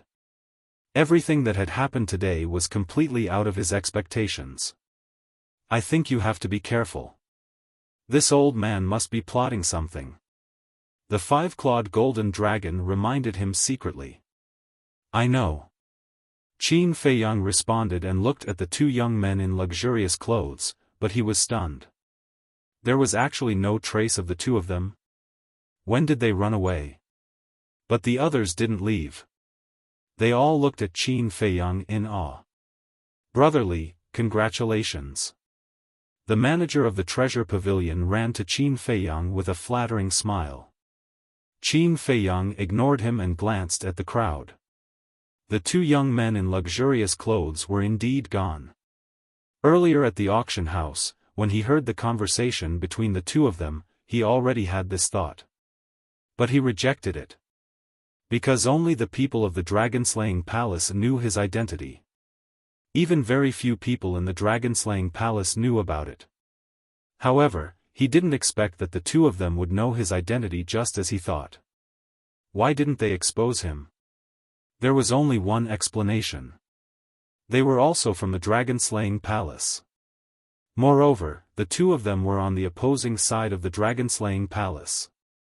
Otherwise, it was impossible for them to provoke him again and again. But what role did they play in the dragon-slaying palace? Brotherly? Seeing that Qin Feiyang ignored him, the manager of the treasure pavilion looked a little embarrassed and spoke again. Qin Feiyang was slightly stunned. He came back to his senses, looked at the manager of the treasure pavilion, and asked, "What's the matter?" The manager of the treasure pavilion said with a smile, "I've asked the chief pavilion master about the deal you proposed not long ago." Really? Qin Feiyang looked at him playfully. The manager of the treasure pavilion was shocked. Why did he feel like he had been seen through? He nodded and said, "Yes, I did." Qin Feiyang smiled and asked, "What did the chief pavilion lord say?" Chief pavilion master said that it's just a few clusters of alchemy fire. It's a small matter. The treasure pavilion manager smiled flatteringly. Hypocrite. Ren Xiaolan stood in the crowd and heard the words of the treasure pavilion's manager. A trace of disdain crept into her eyes. Small matter? Qin Feiyang chuckled and said, "I thought your treasure pavilion wasn't willing to do business with me." Of course not. It is the treasure pavilion's honor to do business with you, brotherly, the supervisor of the treasure pavilion said with a smile. Hee hee. Qin Feiyang smiled faintly. He looked at Ren Xiaolan and beckoned, "Come here." Me? Ren Xiaolan was a little stunned. Yes. Qin Feiyang nodded. Ren Xiaolan walked up to Qin Feiyang suspiciously. Qin Feiyang smiled and said, "Take out your image crystal." Ren Xiaolan was even more puzzled and took out her image crystal. Qin Feiyang also took out his image crystal and established a contract with Ren Xiaolan. He said, "If I need anything in the future, I will send you a message and you can help me deal with it." Okay. Ren Xiaolan nodded and was secretly delighted. This person was now the disciple of the chief hall master. It was an honor to establish a contract with him. Moreover, in the future, with this relationship, she would definitely be valued by the treasure pavilion and have a meteoric rise from then on. On the other hand, the treasure pavilion manager's expression was a little ugly. As the manager of the treasure pavilion, this person did not establish a contract with him but chose to establish a contract with an ordinary staff member. Wasn't this deliberately making things difficult for him? Qin Feiyang looked at the treasure pavilion manager and said with a smile, "Remember what I'm about to say. In the future, I will only do business with Ren Xiaolan." The treasure pavilion manager's expression froze. Ren Xiaolan was pleasantly surprised. This was already an undisguised care for her. Goodbye. Qin Feiyang waved at Ren Xiaolan and turned to leave. Farewell, young master. Ren Xiaolan bowed. Ren Xiaolan, I really didn't expect you to be so good at pleasing people. The treasure pavilion manager sneered. Ren Xiaolan's expression froze. She looked at the treasure pavilion manager suspiciously and asked, "Sir Manager, why do you say that? You know very well in your heart. I asked you to keep an eye on him, but you went to curry favor with him. Maybe you even did something shameful with him in the VIP room." The treasure pavilion manager thought to himself. "Sir Manager, tell me clearly. What shameful thing? I can understand that you are dissatisfied with me, but you can't insult my character. Besides, I'm also working for the treasure pavilion." Ren Xiaolan said angrily. Humph. The treasure pavilion manager snorted and looked at the crowd around him. What are you looking at? What's there to look at? Get lost. When the crowd heard this, they immediately dispersed. Qin Feiyang was not afraid of the treasure pavilion manager, but they were. Because in the eyes of ordinary people, the treasure pavilion manager was like a god. The treasure pavilion manager looked at the staff of the treasure pavilion and shouted, "What are you waiting for? Hurry up and rebuild the treasure pavilion." The group of staff immediately got busy. Ren Xiaolan sighed secretly and also joined in the rebuilding of the treasure pavilion. The treasure pavilion manager looked at Ren Xiaolan with a sneer in the depths of his eyes. Outside the city, on a certain mountain peak, Qin Feiyang stood alone at the edge of the cliff, looking at the mountains below with flickering eyes. As for the five-clawed golden dragon, it was still clinging to Qin Feiyang's wrist. "Little Jean, if those two are really from the Dragon Slayer Palace, what do you think I should do?" Qin Feiyang suddenly said. "So what if they are from the Dragon Slayer Palace? Since they dared to provoke us, they should be prepared to die." The five-clawed golden dragon was full of hostility. Qin Feiyang shook his head and smiled, taking out the image crystal. Buzz. After a while, Jiang Dafei's virtual image appeared and said respectfully, "Greetings, young lord." Qin Feiyang nodded. "I was just about to go to the treasure pavilion to look for you, but I heard what happened there and thought that you had already left." "Congratulations," Jiang Dafei said with a smile. "What's there to congratulate?" Qin Feiyang shook his head. "Becoming Yi Zhong's disciple is one step closer to the plan. Shouldn't I congratulate you?" Jiang Dafei was suspicious. Qin Feiyang shook his head and asked, "Are you done with your business?" Jiang Dafei nodded. "Then come and find me." Qin Feiyang told Jiang Dafei the coordinates of his current location. "Okay. By the way, Lei Bing and Wang Qi heard that I was going to the Black Tortoise world to cultivate and they want to go with me. Do you agree?" Jiang Dafei asked carefully. "Wang Qi?" Qin Feiyang was suspicious. He had spent some time with Lei Bing, so he knew that he was a spy in Serpent City. However, Wang Qi was a stranger to him. Jiang Dafei said, "Wang Qi is from Snow Dragon City and he is now the city lord. His cultivation is the same as mine and Lei Bing's, the complete ninth heaven realm." "I see. Then let them come with me," Qin Feiyang said. "Thank you, young lord. I'll inform them right away." Jiang Dafei thanked him and turned off the image crystal. A moment later, 3 figures appeared behind Qin Feiyang. One of them was Jiang Dafei. One of the other 2 was a burly man in black. The other was a white-haired old man. He was stooped but his eyes were sharp. The black-haired man was Lei Bing. The white-haired old man was undoubtedly Wang Qi. "Greetings, young lord." The 3 of them bowed. Qin Feiyang looked at the 3 of them and then at Lei Bing and Wang Qi. He smiled and said, "If you want to cultivate in the Black Tortoise realm, you can tell me directly. You don't have to be so careful." The 2 of them looked at each other with joy in their hearts. They bowed and said, "Thank you, young lord." Qin Feiyang smiled and said, "You came at the right time. I want to ask you about 2 people." "Who?" The 3 of them were suspicious.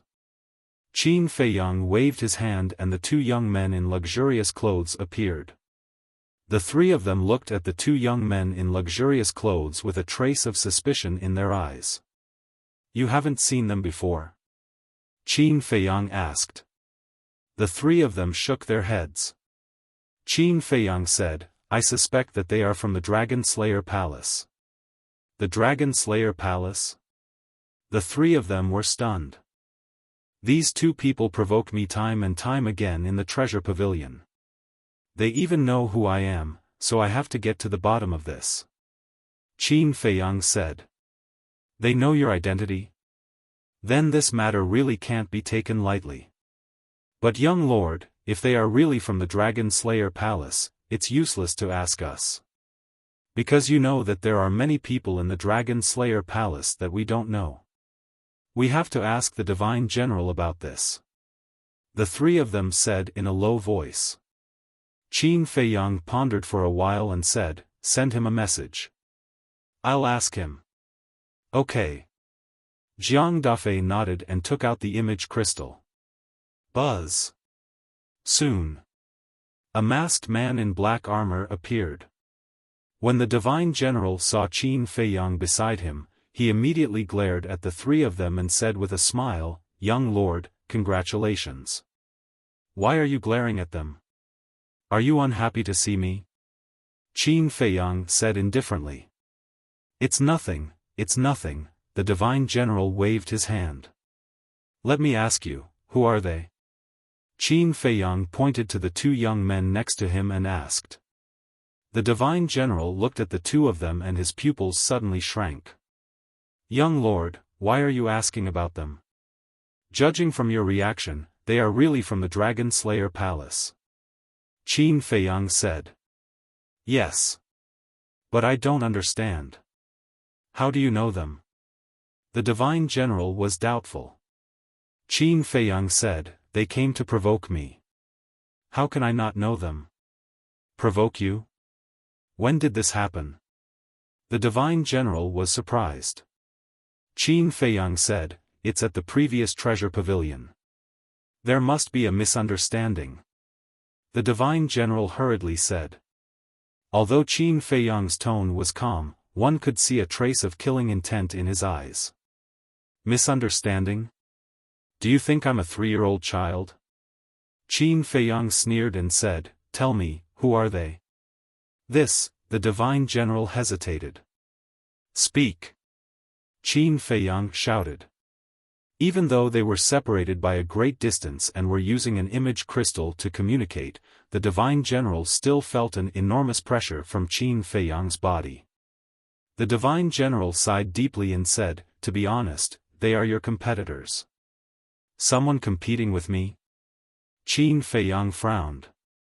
Jiang Dafei and the other two were also very surprised. After thinking carefully, they said in surprise, "Sir Divine General, could it be the other?" The Divine General nodded and said, "Yes, they are two of the other 3 young lords." Jiang Dafei smiled bitterly and shook his head. He looked at Qin Feiyang and said, "Young Hall Master, it is indeed as you expected. They are already envious of the plundering of the Northern City Lord's manors and obtaining the dragon race's 10 heaven-defying divine artifacts." Qin Feiyang's eyes were extremely terrifying at this moment. They were like blades. "Young lord, since they crossed the line and came to provoke us, we won't be polite." Lei Bing snorted. "Crossed the line?" Qin Feiyang was slightly stunned and looked at Lei Bing suspiciously. What did he mean? Chapter 25-33. Let me answer your question. The Immortal General said. Qin Feiyang looked up at the Immortal General. When this task was first issued, the 4 great emperors set the rules. The 4 young lords are each in charge of a place. No matter what happens, you can't cross the line and interfere with the affairs of the other 3 places. And now, these 2 young lords have broken this rule. The Immortal General sighed. I see. Qin Feiyang nodded and said jokingly, "So, even if I kill them now, the higher-ups of the dragon-slaying palace can't say anything?" "Young lord, they might just be impulsive. You can't really kill them," the Immortal General said hurriedly. Qin Feiyang said, "According to what you said, I should just stand here and take the beating?" "That's not what I meant. They're only doing this once. We're all members of the dragon-slaying palace. Why do they have to make it seem like they're mortal enemies?" The Immortal General said. "That's easy for you to say. When they hid in the crowd and fanned the flames and tried to kill me, why didn't they show mercy?" Qin Feiyang smiled coldly. Yes. They're in the wrong, but can't you be magnanimous and forgive them this time?" The Immortal General was helpless. They have to pay the price for doing wrong. That's my principle. Qin Feiyang said lightly. I know. Then bear with it for a while. I'll report to Emperor Qin and see what he thinks. The immortal general said. Suit yourself. Qin Feiyang shrugged and said, tell me first, which place are they in charge of? This, I'd better report to Emperor Qin first. After the immortal general said that, he turned off the image crystal. What a joke. How could he tell Qin Feiyang about this? Qin Feiyang was a vengeful person. Once he knew, he would immediately send people to kill these two people. This guy only knows how to play dumb. Qin Feiyang was speechless. He looked at Jiang Dafei and the other two and asked, do you know? We definitely don't know. The three of them smiled bitterly. Qin Feiyang pondered for a moment. Looking at the three people, he said, wait, only two have appeared this time. Where's the other one?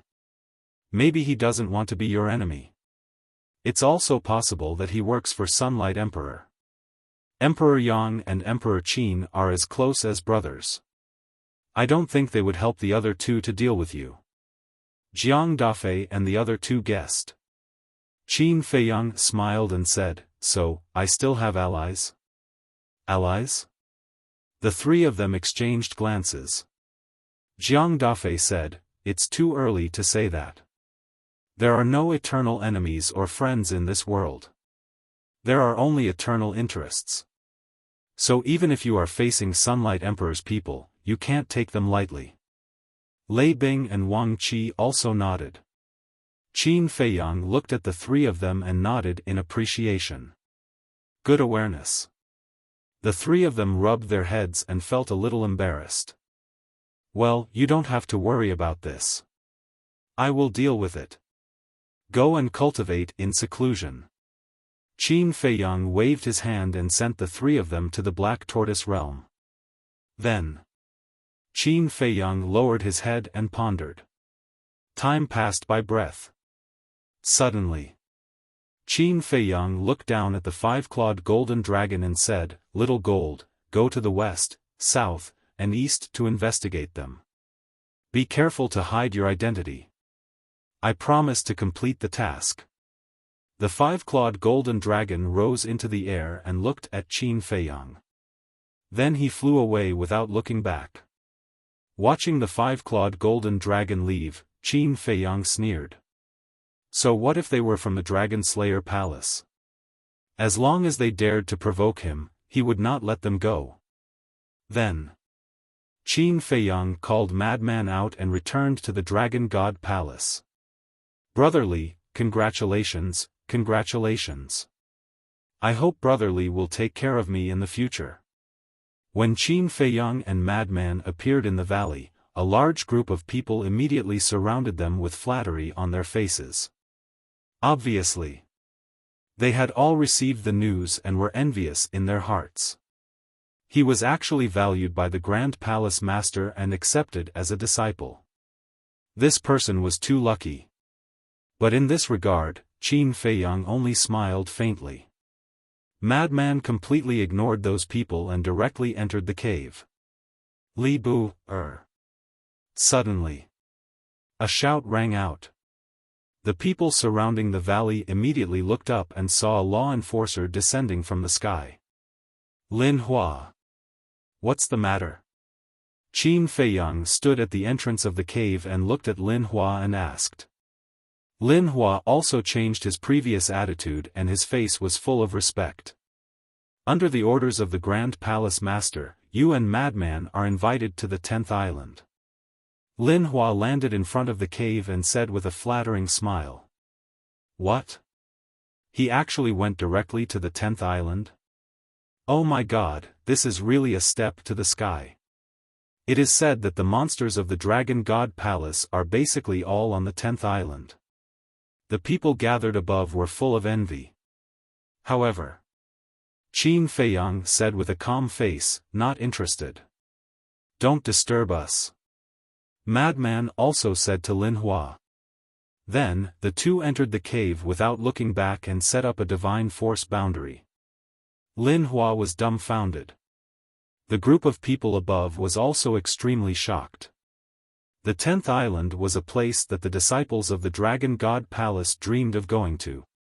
Because entering the 10th island was a symbol of status and identity. But they didn't expect these two to directly refuse. They were truly two different species. They are indeed different from the rest. Lin Hua came back to his senses and shook his head with a wry smile. He opened the altar and went back to report. The others also left one after another. Qin Feiyang and Madman also entered the ancient castle. Madman was cultivating in seclusion.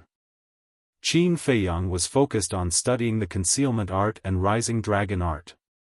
A day outside was 100 years in the ancient castle. After painstakingly studying, Qin Feiyang finally found the direction to improve these two divine techniques. The next morning, a white-clothed woman came to the Dragon God Palace. The woman was about 20 years old. Her hair was like a waterfall, her white dress fluttered, and her skin shone with a hazy light like a fairy. The woman entered the Dragon God Palace and went directly to the first island. Who is she? So beautiful. But how come I don't remember such a beautiful woman on the first island? The woman's clothes fluttered like a snow-white butterfly. Any man who saw her would have a trace of amazement in their eyes. Where is she going? Wait. She seems to be going to the valley where Li Bu is. No way. Is she going to find Li Bu? This bastard, what kind of dog shit luck does he have? Everyone was indignant. First, he was accepted as a disciple by the Grand Hall Master, and now a peerless woman came to find him. Why did all these good things happen to him? The white-clothed woman stopped in the sky above the valley and glanced at it. Her gaze finally fell on the cave, and a smile appeared on her crystal-clear face. Li Bu. She spoke softly, and her voice was as pleasant as the sound of nature. But at this moment, Qin Feiyang was focused on seclusion. And he was afraid of being disturbed, so he deliberately sealed off his 5 senses. At this moment, he had just reached a critical moment. Therefore, he didn't hear the voice of the white-clothed woman at all. The white-clothed woman waited for a while and was slightly stunned. Was he not in the cave? Li Bu, why are you pretending? We all know you are in the cave. Someone is looking for you, come out quickly. A few idlers who couldn't stand it any longer stared at the cave and shouted. However, the white-clothed woman didn't appreciate it, and those who opposed were a little disgusted, but they didn't say anything. Miss, this Li Bu, is too rude, why don't you come to our cave first? But those people didn't realize it at all, and their faces were full of flattery. The white-clothed woman turned a deaf ear and looked at the cave quietly. Time passed quietly. Bang!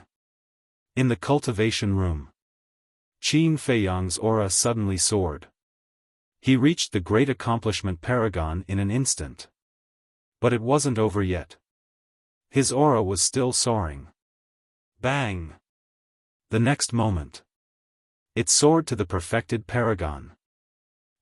Success, I finally succeeded. Qin Feiyang also suddenly opened his eyes and couldn't help laughing. What's the matter?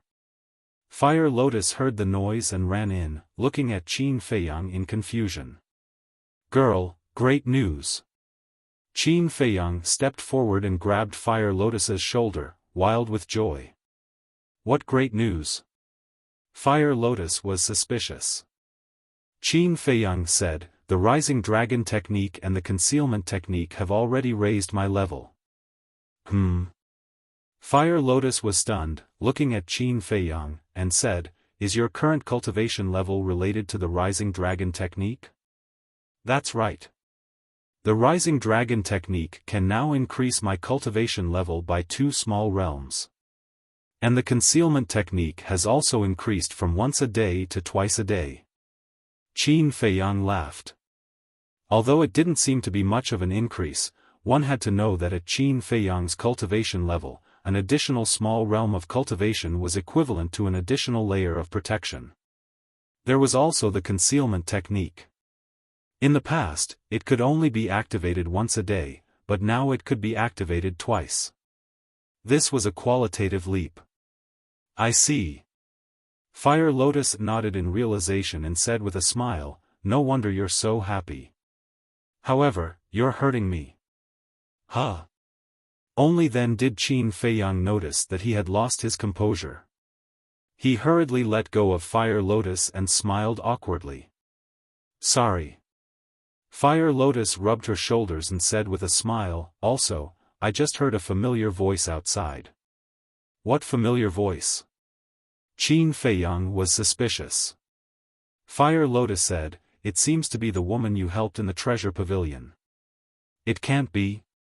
Why is she in the Dragon God Palace? Qin Feiyang was stunned. How would I know? Fire Lotus was speechless. Alright, I'll go out and take a look.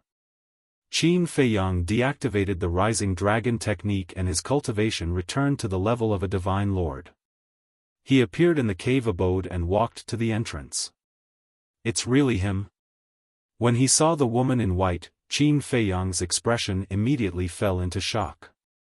The woman in white was like an orchid in an empty valley. She stood quietly in the sky above the valley, exuding a tranquil aura. Don't you recognize me? The woman in white also saw Qin Feiyang. She landed in Qin Feiyang's valley and stood opposite Qin Feiyang with a smile. You're a little different from when you were in the treasure pavilion, so I didn't dare to recognize you. Qin Feiyang said. The difference was indeed quite big. When they were in the treasure pavilion, the woman's clothes were a little tattered and there was dirt on her body. Most importantly, she looked extremely haggard.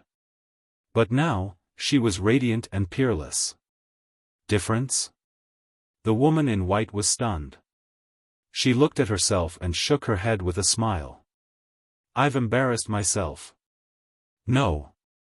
Qin Feiyang waved his hand. Chapter 25-34. The woman in white smiled sweetly and asked, aren't you going to invite me in? This, Qin Feiyang shook his head. My cave abode will probably be despised by you. Is that so? Then I'm really curious.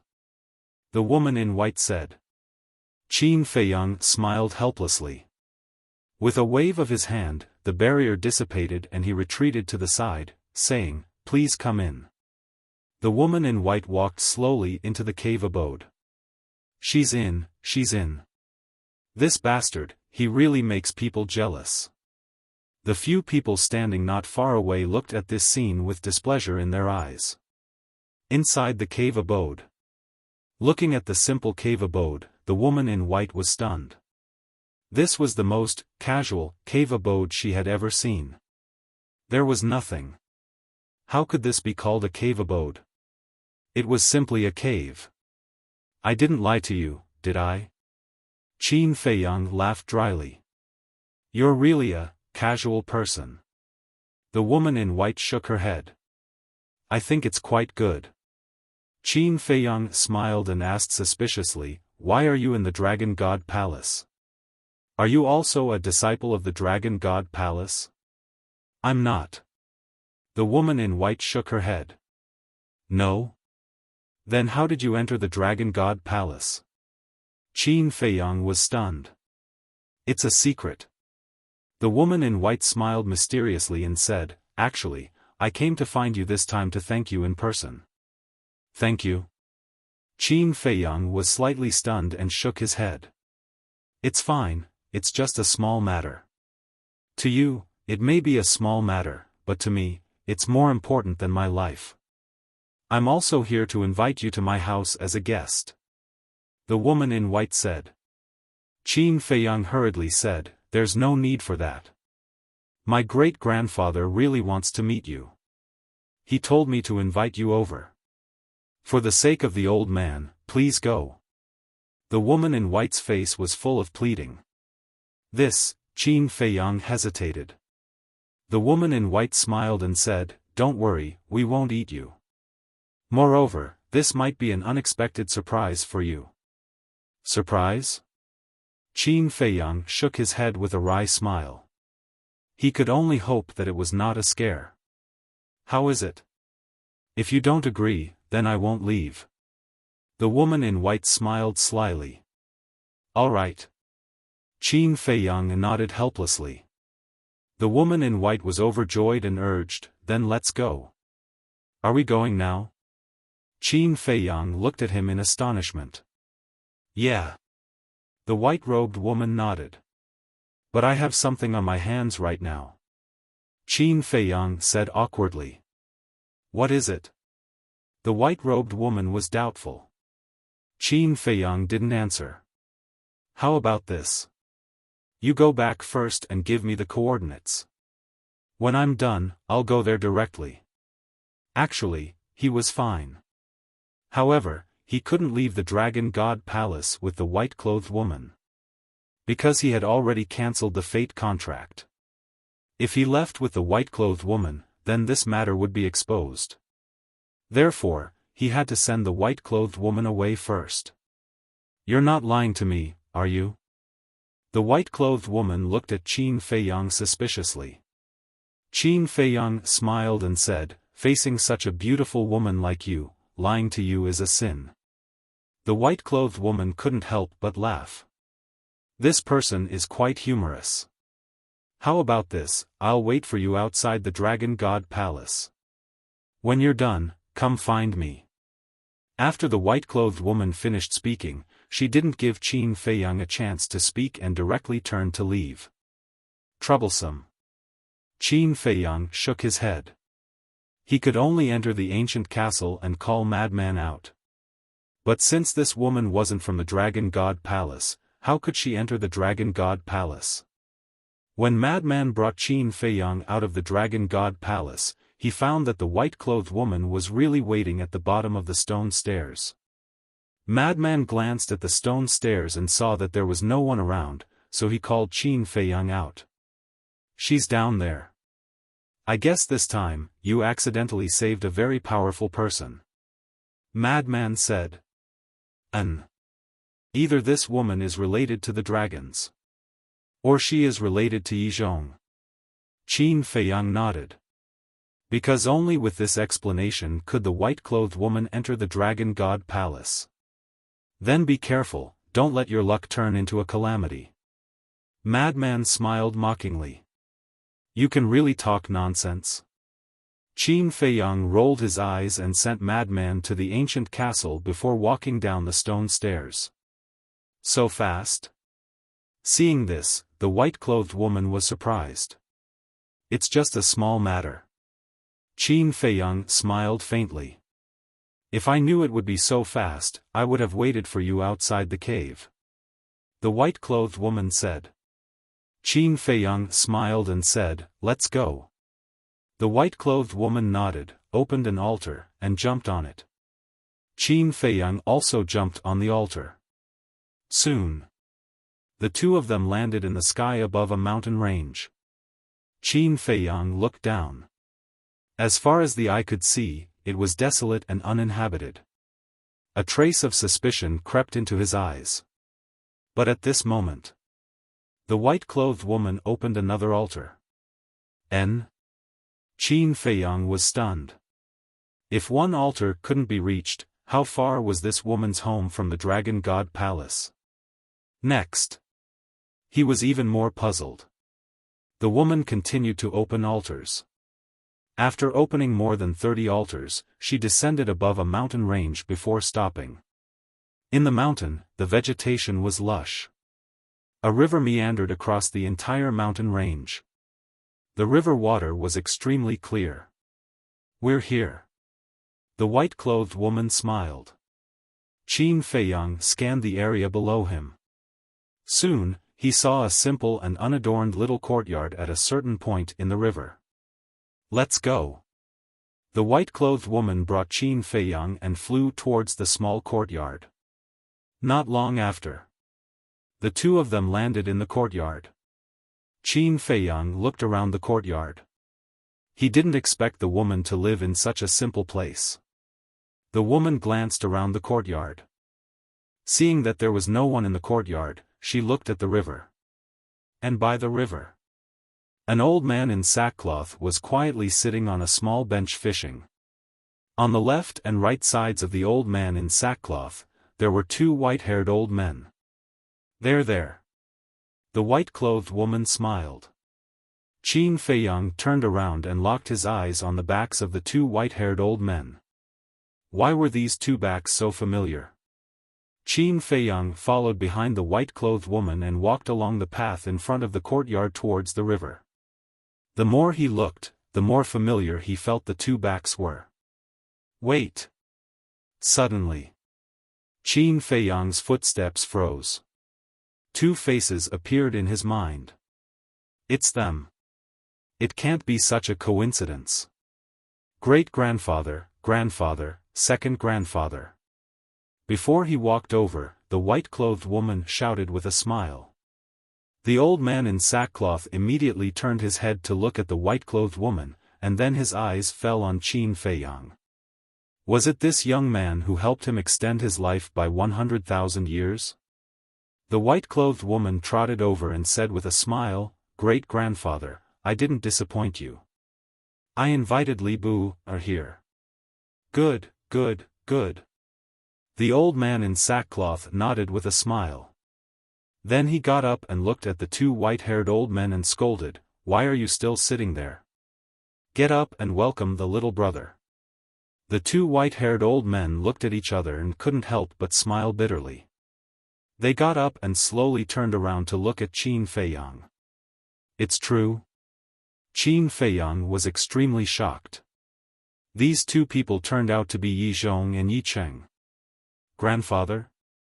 Second grandfather? So the white-clothed woman was Yi Zhong's granddaughter? How is it? Are you surprised? The white-clothed woman looked at Qin Feiyang and asked. Surprised? Qin Feiyang shook his head and smiled bitterly.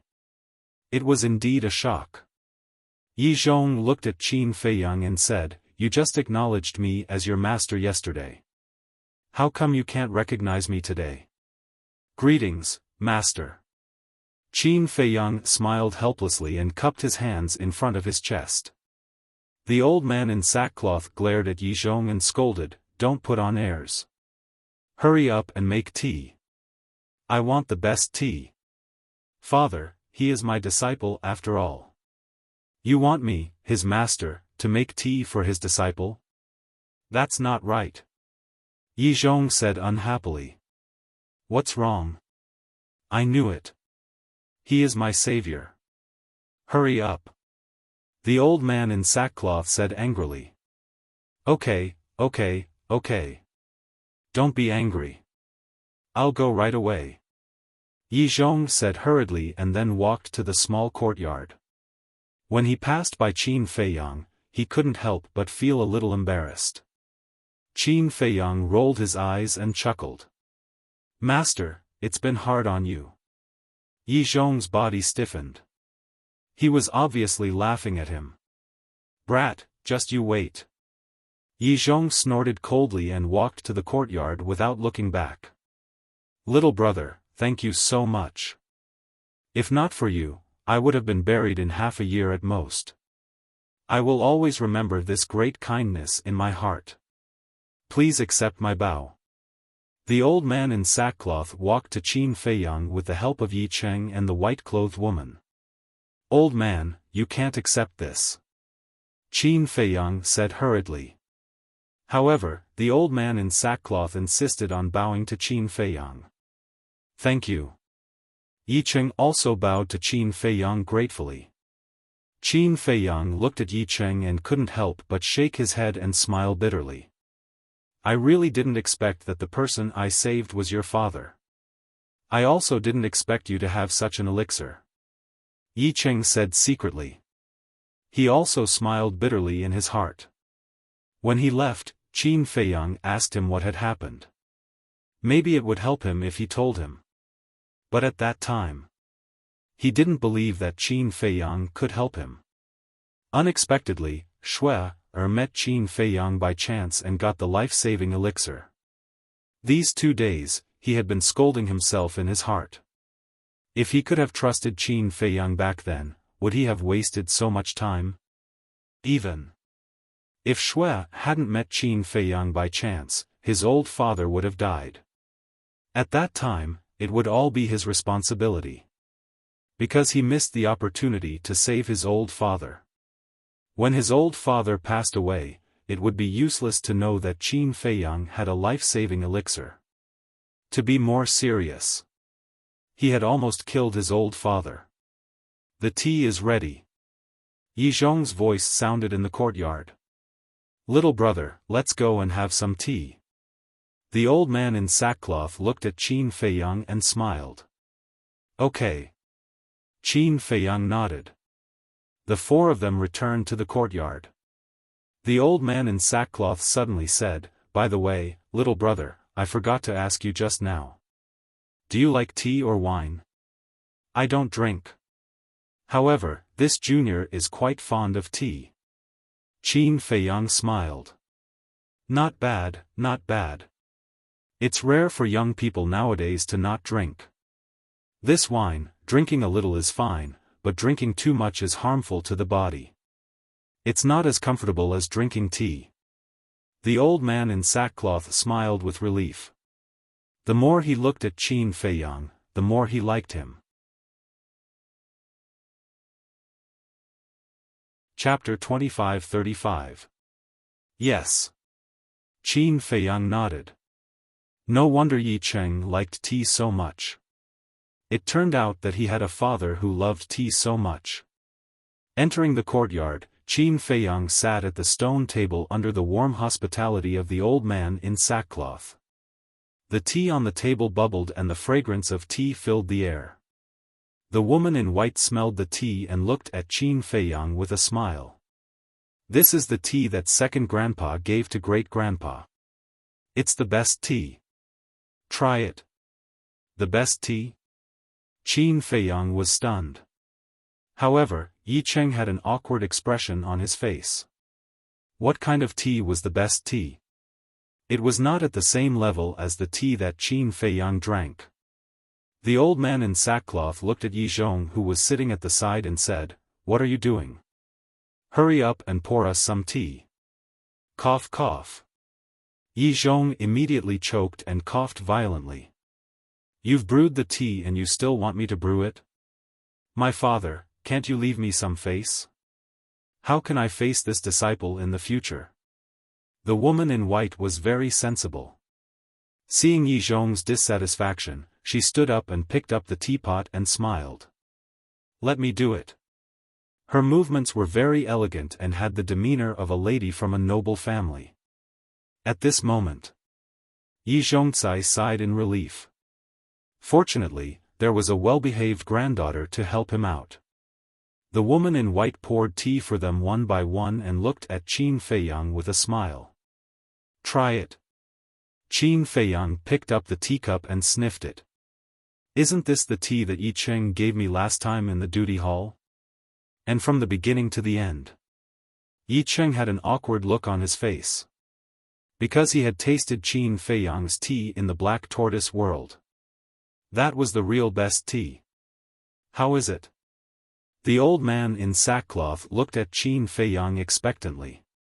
Qin Feiyang glanced at Yi Cheng next to him, tasted it slightly, and nodded with a smile.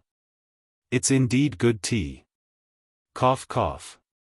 Yi Cheng coughed dryly, and his expression became even more awkward. I don't have many hobbies. The only thing I like to do is to drink tea. Thus, I would often have the 2 of them gather some good tea for me. If you like it, I can give you some as a gift for our first meeting. The linen-clothed old man smiled. You're still giving me gifts? Yi Cheng really couldn't sit still and hurriedly said, Lord Father, if you want to drink tea, then drink tea. Why are you saying so much? What a joke. Other people's tea was 1,000 times better than this, no, 10,000 times better. How could they like this kind of tea? He even gave her a greeting gift. How embarrassing. The old man in sackcloth said angrily, "Little brother, you've saved my old life and you're not even willing to give me some tea leaves?" My old father. That's not what I meant, I'll be frank with you. Li Bu was being polite to you. Yi Cheng said bitterly. What do you mean? The linen-clothed old man was suspicious. Yi Zhong and the white-clothed woman also looked at Yi Cheng in confusion. Qin Feiyang said, Deputy Palace Master, let's not talk about this anymore in case it's awkward. I'm afraid that if I don't talk about it, it'll get even more awkward later. Yi Cheng shook his head and looked at the linen-clothed old man. Li Bu has a type of tea that's countless times better than ours. The linen-clothed old man was slightly stunned and hurriedly looked at Qin Feiyang, asking, Little brother, is that true? Qin Feiyang shook his head and smiled bitterly. Old man, I do prefer my own tea, but that's just my personal preference. Please don't misunderstand. Misunderstand what? Good is good. In the way of tea, there's no such thing as awkwardness. Since little brother has such good tea, can I have a taste? The linen-clothed old man looked at Qin Feiyang eagerly. Lord Father, Yi Cheng was a little frustrated. Why can't I change this bad habit of mine? As soon as I hear that there's good tea, I'll ask for it regardless of whether I know it or not. That's way too rude. Yi Zhong had a helpless look on his face. Obviously. This old father of his was also quite a headache. However, the white-clothed woman looked at Qin Feiyang curiously. Qin Feiyang wanted to refuse, fearing that the situation would be awkward, but looking at the linen-clothed old man's eyes, he couldn't refuse. Okay. Qin Feiyang took out a sealed tea jar, which was made by Fire Lotus and had not been opened yet. He smiled and said, Old man, I'll give this to you. I hope you don't mind. Of course not, of course not. The linen-clothed old man waved his hand and looked at Yi Zhong.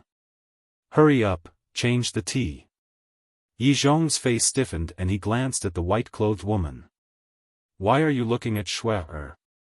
Xue and Brother Li are both young people. They have common topics to talk about when they're together. You're already so old. Why are you joining in the fun? Hurry up. The linen-clothed old man scolded angrily. Yi Zhong's forehead immediately creased with black lines. Qin Feiyang looked at Yi Zhong from the side and couldn't help but want to laugh. The dignified Grand Hall Master of the Dragon God Palace, who was not weaker than the ancestors and the various ancestral dragons, was actually being scolded to the point of bleeding. If this were to spread out, it would definitely cause an unprecedented sensation. The white-clothed woman and Yi Cheng's faces were also flushed red. What about the Grand Hall Master? So what if he was a supreme expert? In front of his great-grandfather, in front of his old father, wasn't he still able to scold him whenever he wanted? He didn't even dare to retort. Yi Zhong glanced at Qin Feiyang, then looked at Yi Cheng and said, Yi Cheng. Yi Cheng immediately turned his head to look elsewhere, as if he didn't hear anything. Do you want me to invite you with a stick? The linen-clothed old man shouted. Don't be angry, I'll change it, I'll change it. Yi Zhong immediately stood up and glared fiercely at Yi Cheng. Then, he picked up the teapot and angrily walked toward the wooden house. What was going on? In any case, he was still a reputable person. How could he be ordered around like this? What kind of nonsense was that? Wait a minute. It seemed that from the beginning until now, his old father had been calling Li Bu, little brother all the time? And just now, he even called him Brother Li? Brother? Master and disciple? What the hell was this? If that was the case, didn't he have to call this kid uncle? It was a mess. Everything was a mess. Looking at the embarrassed Yi Zhong, the white-clothed woman said in a low voice, Great-grandfather, leave some face for grandfather. No matter how good he is still my son. No matter how bad I am still his father. Why should I leave him face? Let's talk about it later. There are no outsiders here. Why should I leave him face? The linen-clothed old man snorted coldly. No outsiders? The white-clothed woman was stunned and glanced at Qin Feiyang. Wasn't this an outsider? However, it seemed that in the eyes of her great-grandfather, this person was already family. The white-clothed woman looked at Qin Feiyang and said apologetically, "Don't take offense. Our family is like this. It's okay. I quite like this atmosphere. It's relaxed. There's no pressure." Qin Feiyang waved his hand. The linen-clothed old man said, "Brotherly, if you like it, you can come here often to play." Okay. Qin Feiyang nodded. Although Yi Zhong was in a sorry state, this old man's personality was very straightforward. He spoke whatever was on his mind and did not hide anything. He was not like those hypocrites who said one thing on the surface and another behind their backs. The white-clothed woman stood up and stretched out her hand in front of Qin Feiyang. She smiled and said, "Let me formally introduce myself. I am Yi Shui, Yi Zhong's granddaughter. Li Bu, a nobody." Qin Feiyang also stood up and smiled. He gently shook Yi Shui's hand and then retracted it. "If you're a nobody, then what am I? Now in the north, who doesn't know your name, Li Bu, Yi Shui shook her head and returned to the stone bench. Qin Feiyang smiled faintly and said, "Reputation is not necessarily a good thing." The linen-clothed old man sized up Qin Feiyang and said with a smile, "Brotherly, may I take the liberty to ask something?" "Go ahead." Qin Feiyang said with a smile. "Where do you live? Who is in your family?" The linen-clothed old man said. Qin Feiyang was stunned. Was he checking the entrance of the household? Yi Cheng was also shocked and hurriedly said, "Father, why are you asking this?" He knew Qin Feiyang's identity. And Qin Feiyang's identity was a minefield that could not be touched. "Yes, great-grandfather. That's too presumptuous." Yi Shui was also unhappy. "That's why I'm taking the liberty to ask." The linen-clothed old man glanced at the two of them and looked at Qin Feiyang with a smile. "Brotherly, you don't mind, right? If you do, just pretend that I didn't ask. It's okay." Qin Feiyang shook his head and said with a smile, "Actually, I don't know where I'm from either." "What do you mean?" The linen-clothed old man was suspicious. "Great-grandfather. If he said that, then there must be a painful past. Aren't you deliberately making him feel uncomfortable by getting to the root of the matter?" Yi Shui said unhappily. The linen-clothed old man was stunned and nodded. Yes, brotherly, I'm really sorry." "It's okay." Qin Feiyang smiled faintly. At this moment, Yi Zhong walked out with a teapot in his hand and looked very calm. The linen-clothed old man immediately stared at the teapot and looked forward to it. Yi Zhong opened the teapot. A burst of tea fragrance immediately overflowed. Yi Zhong was slightly stunned. He took out a tea leaf, put it at the tip of his nose and sniffed it. Then, he put it in his mouth and a look of shock flashed across his old eyes. What kind of tea leaf was this? The taste was so pure. When he came back to his senses, he quickly grabbed some tea leaves and put them into the teapot, then poured some water. The tea fragrance became stronger. The entire courtyard was filled with the tea fragrance. The linen-clothed old man's eyes were shining. The tea fragrance alone was incomparable to the previous tea. "Great-grandfather, try it." Yi Shui picked up the teapot and poured a small cup for the linen-clothed old man. Generally speaking, the tea leaves had to be filtered. That was to say, the first tea had to be poured away. This was because many tea leaves had a bitter taste when they were first served. On the other hand, this was also to wash away the stains on the tea leaves. But the tea leaves cultivated by the fire lotus were different. Not only was the taste of the first tea not bitter, but it was also more pure. As for the stains on the tea leaves, it was even more impossible. Because this was drunk by Qin Feiyang, the fire lotus was very clean when it was made. The linen-clothed old man picked up the teacup, smelled it first, then put it to his mouth and gently took a sip. At that moment, his old eyes were shining. Was this tea? No. This was immortal dew, the immortal of tea. He had never drunk such good tea in his life. Yi Zhong looked at his old father and also picked up the teacup and tasted it. His eyes were full of envy. This was indeed not something their tea leaves could compare to.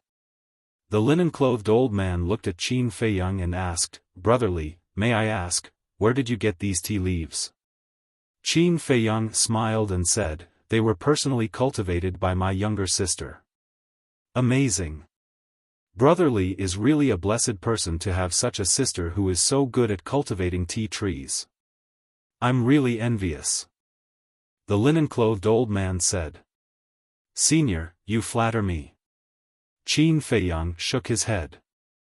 The linen-clothed old man looked at Yi Zhong and said, "In the future, when you send me tea, you must also send such tea leaves."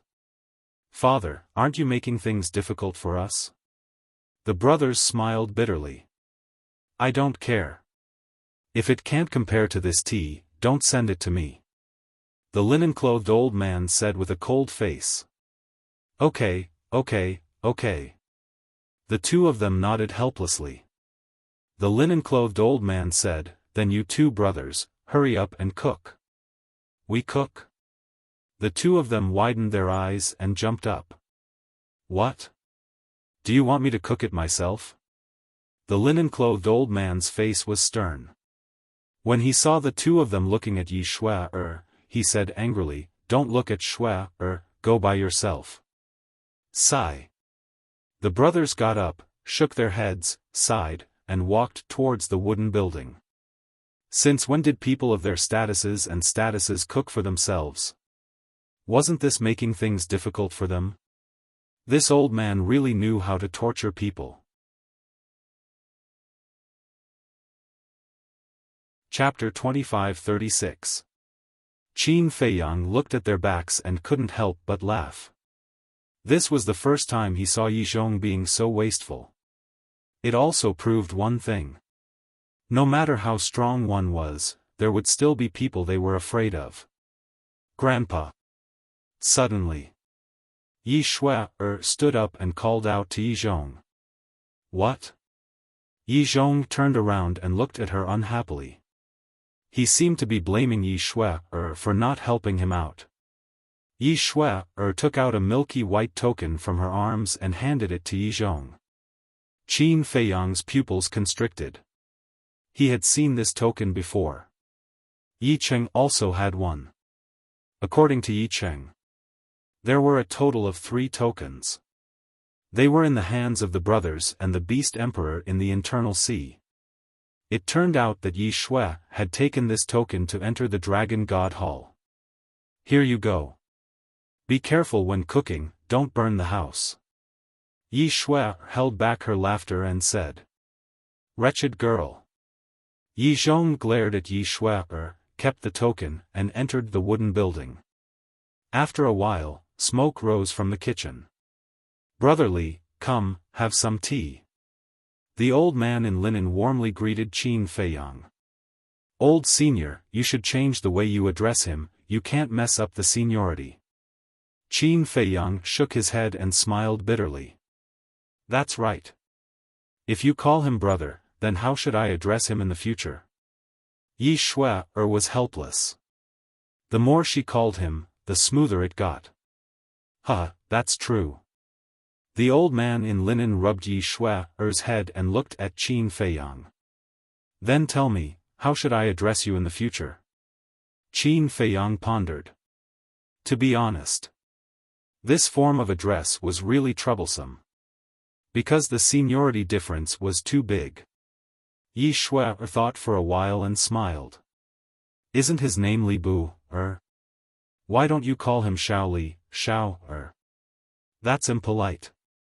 The old man in linen shook his head. Is there? No. Yi Shui was doubtful. The old man shook his head and smiled. He looked at Qin Feiyang and said, how about this? This old man will call you Little Friendly from now on. Sure. Qin Feiyang nodded. The old man in sackcloth said, Little Friendly, may I ask if your sister is with you? You, Qin Feiyang looked at him in confusion. The linen-clothed old man smiled and said, this old man would like to ask her how these tea leaves are cultivated. I see. Qin Feiyang nodded in understanding and said apologetically, I'm sorry, my little sister is not with me right now. A trace of disappointment appeared in the old man's eyes as he said, if you have the chance in the future, please let this old man meet her. All right. Qin Feiyang nodded. He didn't want Fire Lotus to appear in public. After all, Yi Zhong was the person Longzuan trusted the most. The identity of the Fire Lotus was also a taboo. What if Yi Zhong noticed something?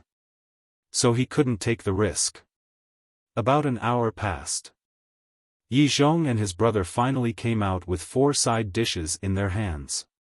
However, the two of them looked funny. Both of them were covered in dust. I asked you to cook a meal, but you actually turned out like this. How embarrassing. The linen-clothed old man didn't hide it and stared at them. The two of them felt extremely wronged. For them, being able to cook this meal was already very difficult. Even if it wasn't an exaggeration, they should at least be encouraged. They didn't expect to be ruthlessly criticized. It seemed that this old man was determined to embarrass them today. Let's eat, let's eat. Yi Cheng coughed dryly and said with a smile. In all my life, I've never seen them cook with their own hands. The taste may not be good, please bear with it. Yi Shui glanced at the side dishes on the table and transmitted her voice to Qin Feiyang. Qin Feiyang shook his head and laughed. To be honest, these few dishes made people lose their appetite. However, it was rare for the two of them to cook like this for the first time. Qin Feiyang picked up his chopsticks and picked up a piece of green vegetable. When he was about to try it, he found that Yi Zhong and Yi Cheng were staring at him. They looked quite nervous. Why are you looking at him? Yi Shui looked at the two of them suspiciously and also picked up a piece of green vegetable and put it in her mouth. Yi Zhong and Yi Cheng quickly looked at Yi Shui. Yi Shui swallowed it, took out a snow-white handkerchief, wiped the oil stains at the corner of her mouth, and nodded. The taste is okay. Really? Yi Zhong and his brother were quite excited when they heard this. Really? Yi Shui answered very seriously. Yi Zhong and his brother looked at Qin Feiyang again. Qin Feiyang looked at the two brothers and then at Yi Shui suspiciously. Why did this woman's expression look strange? He braced himself and put the green vegetable in his mouth. His body immediately froze. This was okay? How is it? Yi Zhong and his brother looked at Qin Feiyang nervously. Qin Feiyang swallowed hard and nodded. For someone who is cooking for the first time, this taste is okay. Great-grandpa, grandpa, second grandpa, you should try it too. Yi Shui smiled. The old man in linen looked at Yi Shui and Qin Feiyang and said, "You're not lying to me, are you?" Yi Shui said, "How would we dare to lie to you? It's really okay." Qin Feiyang felt a little guilty. The old man in linen picked up a piece of green vegetable and put it in his mouth. His expression changed immediately, and it was very interesting. "Father, how is it?" Yi Zhong and his brother looked at him and asked. The old man in linen secretly glared at Yi Zhong and nodded at Yi Shui and said with a smile, it's very good. Yi Zhong and his brother looked at each other and smiled. They did not expect to be recognized by everyone on their first time cooking. It seemed that they were also talented. The two of them also grabbed their chopsticks, picked up a piece of green vegetable and put it in their mouths. Immediately, the smile on their faces froze. Following that, the two of them turned around and vomited. Why is it so salty? Is this something that humans eat? The old man in linen laughed out loud. Yi Shuai and Qin Feiyang could not help but snicker. The brothers smiled bitterly, looked at the old man in linen, and said helplessly, "Father, is there anyone like you?" Following that, Yi Zhong glared at Qin Feiyang and Yi Shuai again. One is the Grand Hall Master of the Dragon God Palace, and the other is the Vice Hall Master of the Law Enforcement Palace. What kind of bullshit are they making? Why don't you guys taste it before cooking? The old man in linen held his chopsticks and flipped through a few dishes with a look of disdain. The two brothers lowered their heads, their faces filled with embarrassment. "Forget it, I'll cook it myself. You can't count on me. Little girl Shuai, clean up." The old man in linen shook his head, stood up, and quickly walked into the wooden building. Yi Shuai shook her head and smiled, cleaned up the dishes on the table, and also went to help. Qin Feiyang looked at the embarrassed Yi Zhong and Yi Shuai, coughed dryly, and said, "About that, I'll go help as well." "Sit down," Yi Zhong said with a dark face. Qin Feiyang's expression froze, and when he returned to the stone bench, his entire body felt uncomfortable. Yi Zhong said, "You've seen enough jokes. How would this disciple dare to laugh at you, master?" Qin Feiyang smiled embarrassedly. "Come on. Let me tell you, you are not allowed to mention what you saw today to anyone," Yi Zhong said angrily. Qin Feiyang slyly said, "This doesn't seem to be something shameful, right? What did you say?" Yi Zhong immediately glared at Qin Feiyang fiercely. Good, good, good. I won't say anything." Qin Feiyang hurriedly waved his hand. Yi Zhong shook his head helplessly, turned to look at Yi Cheng, and sighed, "I think father deliberately embarrassed us today." "I think so too." Yi Cheng smiled bitterly. Yi Zhong took a deep breath, looked at Qin Feiyang, and said, "Li Bu, while the old master is not here, I'd like to ask you a few questions seriously." Yi Cheng, who was next to him, was stunned. He looked at Yi Zhong, and then at Qin Feiyang, looking a little nervous. "Go ahead."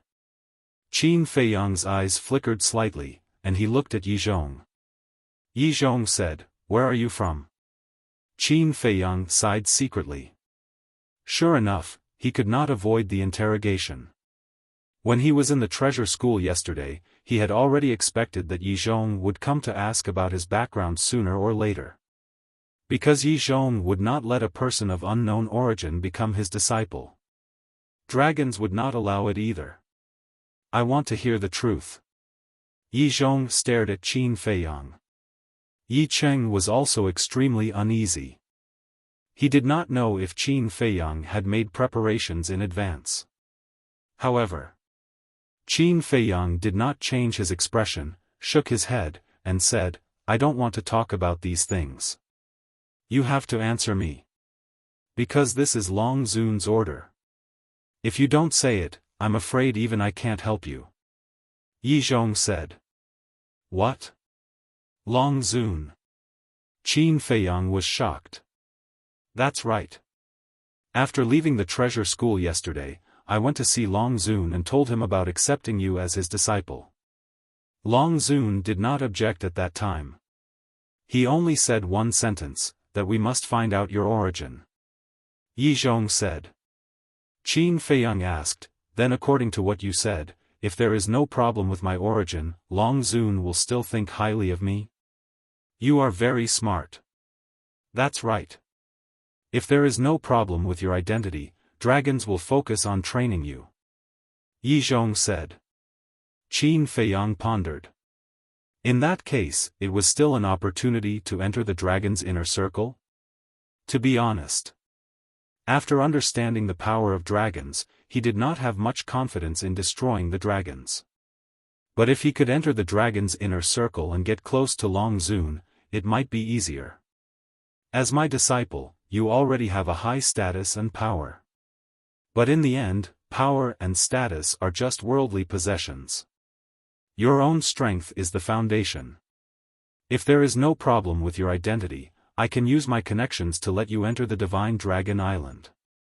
Yi Zhong said. Enter the Divine Dragon Island? Qin Feiyang was stunned. You probably don't know yet, but the Divine Dragon Island has a time array. 30 years in a day. Yi Zhong said. 30 years in a day. Qin Feiyang was shocked. Yi Zhong continued, and this time array covers the entire Divine Dragon Island. So it's like that. No wonder other than dragons, no one is allowed to step into the Divine Dragon Island. Qin Feiyang suddenly understood. However, 30 years in a day was very awesome. Even the time array of the Dragon Slayer Palace could not compare. One had to know. The Dragon Slayer Palace had a time array of 50 years in a day. Not to mention compared to the Black Tortoise World and the ancient castle. For Qin Feiyang, this time array was not tempting at all. Of course. This was something that he definitely could not show. Chapter 25-37. Yi Cheng, who was next to him, was also a little disdainful. Because he knew how terrifying the time law of the castle and the Black Tortoise realm were. A large part of the reason why he chose to follow Qin Feiyang was because of this. But Yi Zhong didn't know. From his point of view, allowing Qin Feiyang to enter the Divine Dragon Island was an enormous favor. Yi Zhong said, "Tell me, don't lie to this old man." Qin Feiyang pondered for a while and shook his head. Actually, I don't know my background, let alone who my parents are. Yi Zhong was stunned. Yi Cheng heaved a sigh of relief. Looking at Qin Feiyang's relaxed expression, he should be prepared. I won't hide it from you. I was raised by an old man. Qin Feiyang said. Old man? Yi Zhong was suspicious. I don't know his name. It is said that he picked me up in the wilderness. When he picked me up, I was still a baby. The old man didn't know who my parents were, so he let me take his surname Li. He named me Li Bu, for a reason. He wanted me to be a man of my word no matter what happened or who I met when I grew up. To be an honest and decisive person. Qin Feiyang said. What's the old man's name? Where is he now? Yi Zhong asked. His name is Li Xiaoyao. I've always called him Uncle Li. As for where Uncle Li is now, I really don't know. That old man is a wild crane with no fixed abode. Ever since I came out to explore the world, he has been traveling the world. Until now, he hasn't contacted me. Qin Feiyang shook his head. Wild crane? Yi Zhong frowned and asked, can you contact him? I can't. When we separated, he was afraid that I would rely on him too much, so he erased the contract in the image crystal. Qin Feiyang sighed. Li Xiaoyao? Yi Zhong frowned. He had been in the Divine Prefecture for countless years. Anyone with a little bit of fame basically knew a thing or two. However, he had never heard of the name Li Xiaoyao. Qin Feiyang said calmly, he is indifferent to fame and fortune and likes to travel. I don't think many people know his name. Yi Zhong pondered for a moment and asked, what's the old man's cultivation? I'm not too sure about that. In short, in my eyes, that old man is unfathomable. Qin Feiyang shook his head. Yi Zhong was even more puzzled. You saw Xiao Jin at the treasure pavilion yesterday, right? Xiao Jin is his mount. Qin Feiyang said. What? The five-clawed golden dragon is actually his mount? Yi Zhong was shocked. Of course. To him, Xiao Jin is more like his family. Qin Feiyang said with a smile. Yi Zhong asked, then what about the old woman who helped you kill the island master when you entered the Dragon God Palace? This old woman was Fire Lotus in disguise. Qin Feiyang of course couldn't tell the truth. He said, she's Uncle Li's servant, but to Uncle Li, she's also family. They're all here to protect you. Yi Zhong couldn't believe it to the extreme. A servant had a half-step invincible realm cultivation. And a mount was not only a 5-clawed golden dragon, but also a beginner invincible realm cultivation. Then how strong was this so-called Li Xiaoyao? They're protecting me, but more importantly, they're taking care of me. Therefore, I am very grateful to Uncle Li. He was the one who raised me and taught me how to cultivate. In my eyes, he's my grandfather. Qin Feiyang said. Yi Zhong said with a smile, to be able to cultivate a talent like you, he's definitely not an ordinary person. I really want to meet this old man. Qin Feiyang said with a faint smile, there's still a long way to go, there's a chance. One more question, where's that young man? What's your relationship with him? Yi Zhong said. Young man? Qin Feiyang was slightly stunned and shook his head, I really have nothing to do with him. Impossible. If you have nothing to do with him, why would he take care of you like this? Yi Zhong was suspicious.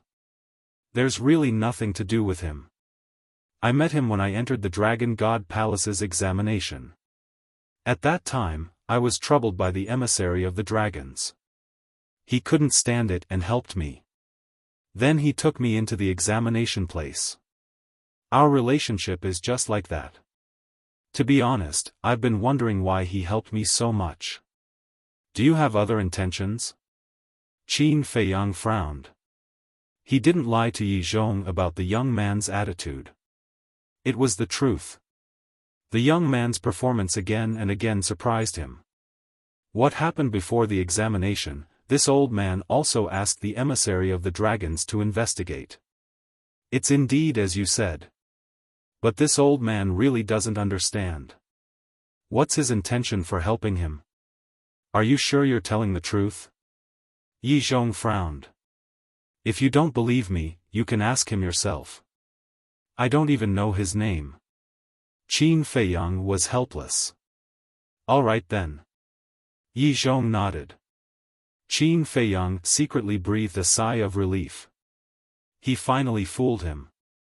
However, in order to completely dispel the doubts in Yi Zhong's heart, he still had to put on a show. In short, in this world, there must be a person like Li Xiaoyao. And Yi Zhong had to see him in person. Thinking of this, Qin Feiyang sent a sound transmission, Fire Lotus, find Hua Yi and tell him to prepare. Okay. Fire Lotus secretly replied. Fire Lotus was in the castle and heard all the conversations between Qin Feiyang and Yi Zhong, so she knew what to do. Time to eat.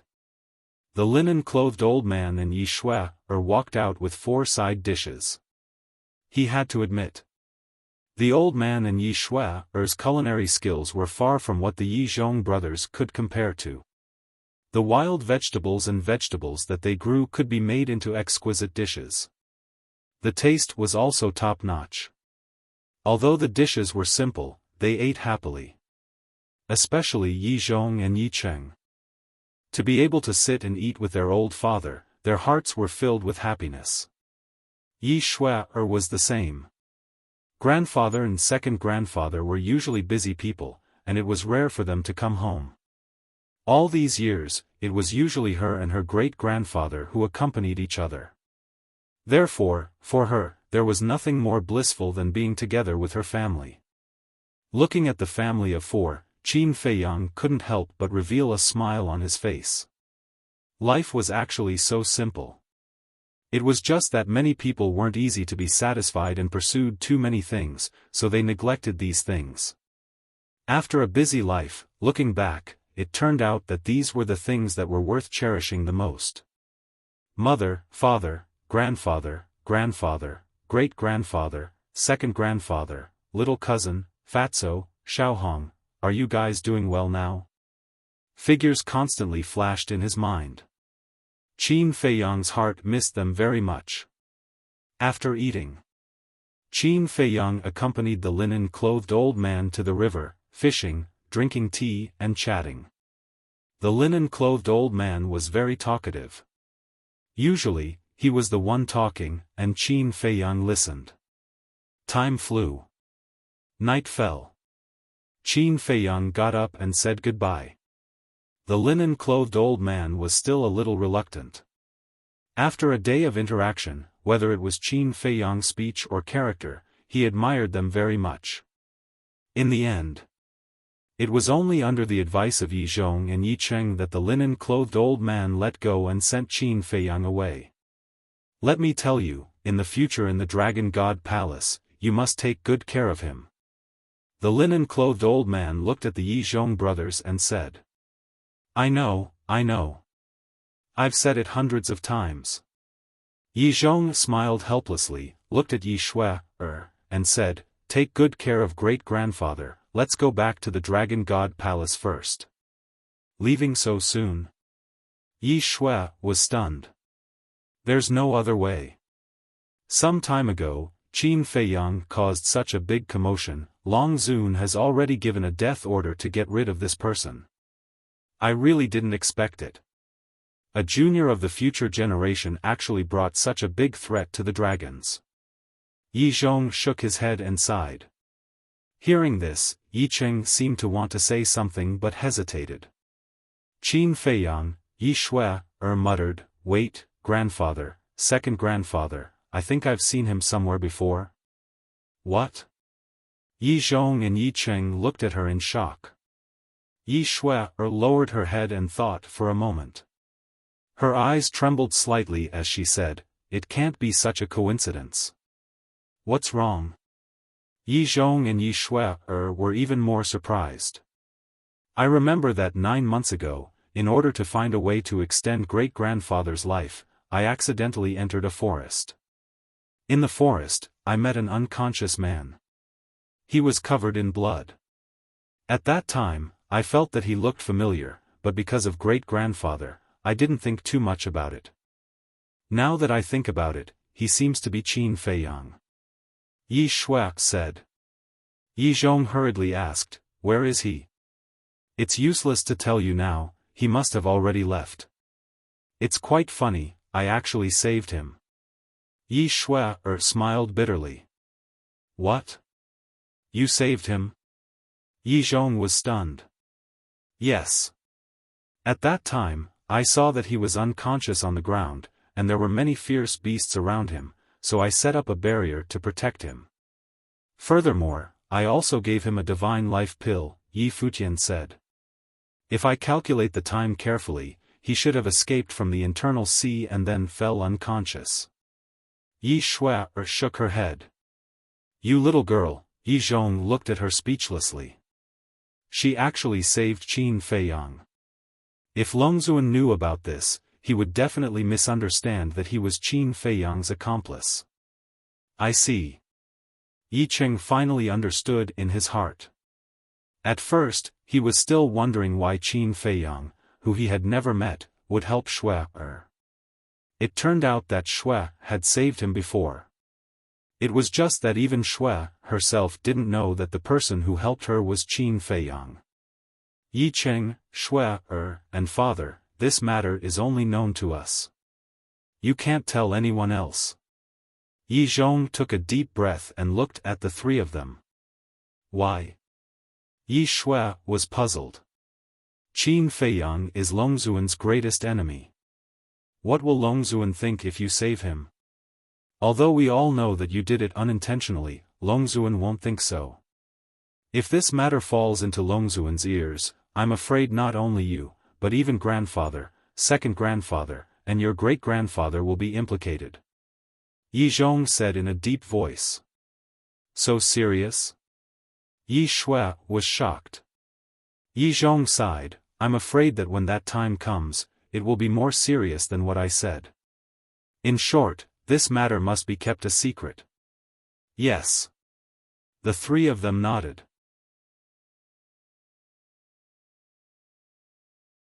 Chapter 25-38. Then let's go back first. If there's anything, remember to send us a message immediately. Yi Zhong looked at the old man and Yi Shuai and smiled. Okay. The grandfather and granddaughter nodded in response. Yi Zhong opened one of the altars and walked up. Shuai, take good care of great-grandfather. Yi Cheng reminded. Got it. Yi Shuai giggled. Yi Cheng rubbed Yi Shuai's head dotingly and jumped up the altar as well. Soon, the two of them disappeared. Great-grandfather, let me accompany you for a while. Yi Shuai retracted her gaze and looked at the old man with a smile. Okay. Great-grandfather also wants to have a good chat with you. The old man in sackcloth smiled and pulled Yi Shuai towards the river. Chat about what? Yi Shuai was suspicious. The old man said, all these years, you've been accompanying an old man like me. Do you feel bored? Of course not. I quite like this kind of life. Unlike grandpa and second grandpa who are always scheming against each other outside. It's tiring. Yi Shuai shook her head. This is survival. Wasn't it the same for great-grandfather when he was young? It's just that great-grandfather's talent isn't good enough. I don't have the achievements of your grandpa and second grandpa. The old man sighed. How can that be? If great-grandfather's talent isn't good enough, how can he have such a talented grandfather? Yi Shuai smiled. In our Yi family, your grandfather is an exception. Because in our Yi family, there has never been such a talented person. For example, your second grandpa's talent is far inferior to your grandfather's. Although your grandfather is now working for the dragons, we can't have other thoughts. Because without your grandfather, we wouldn't have such a comfortable life. The old man said. Shuai knows. Yi Shuai nodded. Of course. We can't let your grandfather shoulder everything. Besides, your grandfather is already so old. Many people want to help, but they can't. You're the only descendant of our Yi family. From now on, the Yi family will rely on you. The old man said. How can that be? Grandfather is quite young.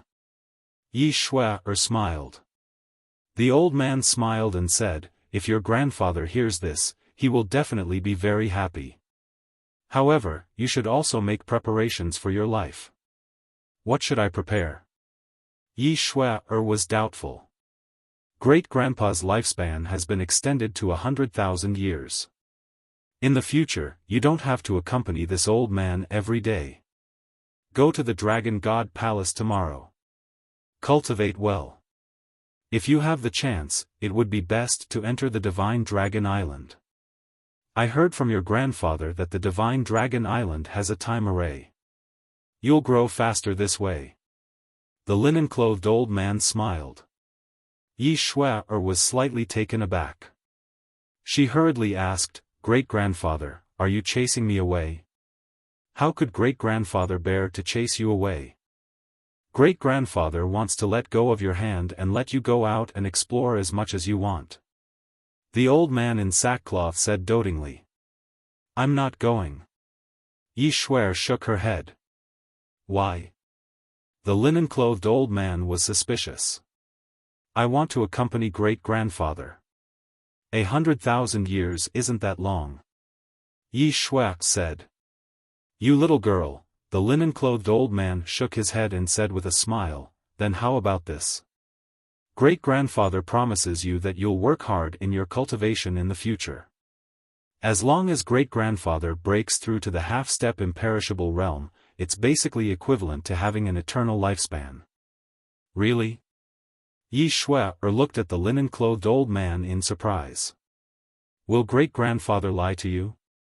But it depends on whether great-grandfather has the ability. After all, this imperishable realm is the biggest hurdle for living beings in the world. The linen-clothed old man said. Shui believes that you can definitely do it. Yi Shui said. The linen-clothed old man asked, then you've promised great-grandfather? How dare I not listen to great-grandfather's words? After a while, I'll accompany you again and report to the Dragon God Palace. Yi Shui smiled playfully. Okay. The linen-clothed old man nodded. The Dragon God Palace. On the stone stairs. Yi Zhong suddenly stopped, turned his head to look at Yi Cheng behind him, and asked in confusion, you seem to have something to say along the way. Do you have something to say? Yi Cheng's expression stiffened, and he said with a smile, you saw through it. We grew up together, how can I not see through it? Yi Zhong rolled his eyes at him and said, just say what you want to say. Yi Cheng pondered and didn't say anything. In the end, he gritted his teeth and said in a low voice, Big brother, have you ever thought about a question? You've worked for the dragons for so many years, is it worth it? What did you say? Yi Zhong immediately shouted and hurriedly looked down the stone stairs. Seeing that there was no one, he let out a sigh of relief. Yi Cheng lowered his head, not daring to look at Yi Zhong directly. Yi Zhong looked at Yi Cheng and transmitted his voice, why did you suddenly have such an idea? I don't know either. It's just a sudden impulse. I feel that these dragons are not as good as we think. Yi Cheng shook his head. Hearing this, Yi Zhong was silent for a while, and said to himself, you can't have such thoughts again, okay? It will kill our family. All right. Yi Cheng nodded. Returning to the Dragon God Palace, Yi Zhong opened the altar. After watching Yi Zhong leave, Yi Cheng sighed in his heart, and also opened an altar, descending into the sky above the valley. Li Bu, Yi Cheng said. Soon. Qin Feiyang walked out of the cave and smiled, so it's Deputy Palace Master, please come in. Yi Cheng walked into the cave. Qin Feiyang glanced at the valley outside, and also returned to the cave. Qin Feiyang looked at Yi Cheng and smiled, since you two brothers have returned, has the 10th elder and the white-clothed woman already left the Dragon God Palace? They left yesterday, said Li Tianlan. I have to say, you're really amazing, making the 10th elder so miserable in the Dragon God Palace. Yi Cheng shook his head. He asked for it. If it weren't for the Dragon God Palace, I would have killed him. Qin Feiyang snorted coldly. You have a grudge with the 10th elder?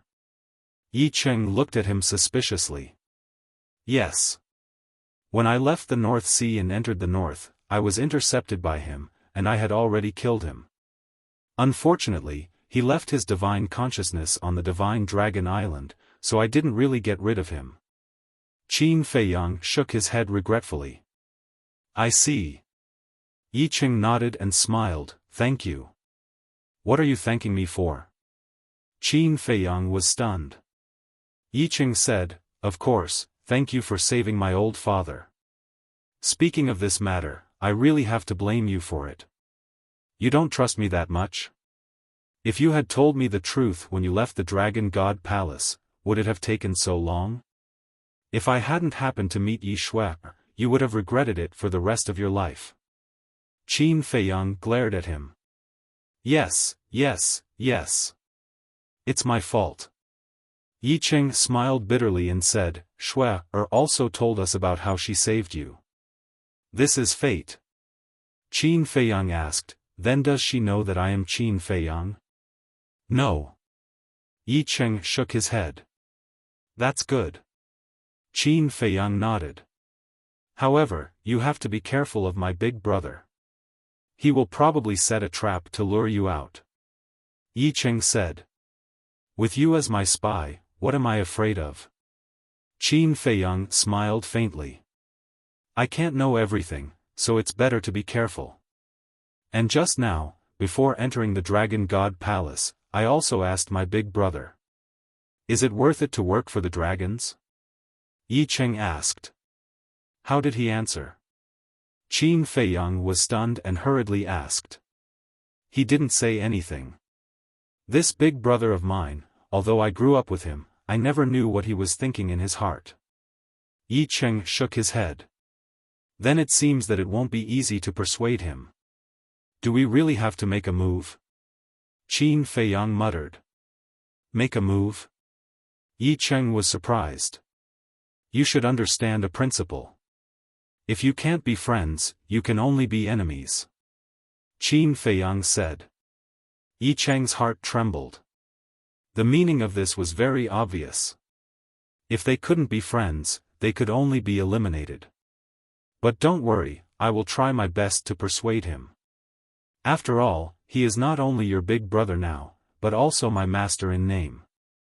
I can't do something like deceiving my master. If there's a chance, you should talk to him more and see what he is thinking in his heart. Qin Feiyang smiled. Yi Cheng nodded and said, if there's nothing else, I will return to the assignment hall first. Go. Qin Feiyang waved his hand. Yi Cheng turned and left.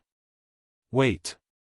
Qin Feiyang suddenly spoke with a thoughtful look in his eyes. What's wrong? Yi Cheng turned back and looked at him. Qin Feiyang raised his head and asked, your cultivation is at the Great Perfection 9th Heaven stage, right? Yes. Yi Cheng nodded. Then go find your big brother and ask him to send someone to guard the first island. Qin Feiyang said. Why? If I guard the first island, it will bring you a lot of convenience. Yi Cheng was puzzled. If it was before, you would indeed bring me a lot of convenience by guarding the first island. But now, there is no need for that. Now, I am your big brother's disciple. Who dares to cause trouble for me? Qin Feiyang smiled. Yi Cheng was stunned. According to what you said, I have lost my value? The value of a person is endless. I made this arrangement because I want you to enter the Black Tortoise world to cultivate in seclusion. Now that you have opened the door of potential, you have been reborn in all aspects. In addition to the Fire Lotus, Hua Yi, Feng Da Ji, and the guidance of a group of heaven-defying divine artifacts, I believe that it will not be long before you can step into the imperishable stage. Qin Feiyang smiled. So that's how it is. Okay, I will go find my big brother tomorrow morning. Yi Cheng came to a sudden realization. Then, he happily turned around and left. In fact, Qin Feiyang's plan was very simple. First of all, Yi Cheng followed him, so he must be responsible for Yi Cheng. Moreover, Yi Cheng was the one who asked him to use the slave seal to control him. With this sincerity, he would not let Yi Cheng down. Second of all, the higher Yi Cheng's cultivation, the more weight he would have in Yi Zhong's heart, and the chances of persuading Yi Zhong in the future would naturally be greater. At the same time, Yi Zhong arrived at the enforcement hall and entered a large hall. The snow python was lying on the floor of the hall. Yi Zhong glanced at the snow python, then raised his head to look at the sleepy young man lying on the snow python's back and said with a hoarse smile, "Can we talk?"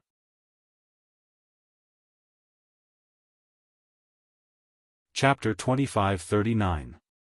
The young man did not open his eyes and said indifferently, "What's there to talk about between us?" Yi Zhong did not mind. He walked to the chair beside him and sat down.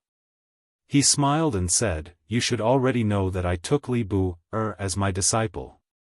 "And?" the young man said.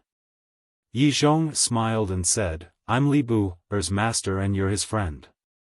Now, we're considered family." The young man slowly opened his eyes and yawned.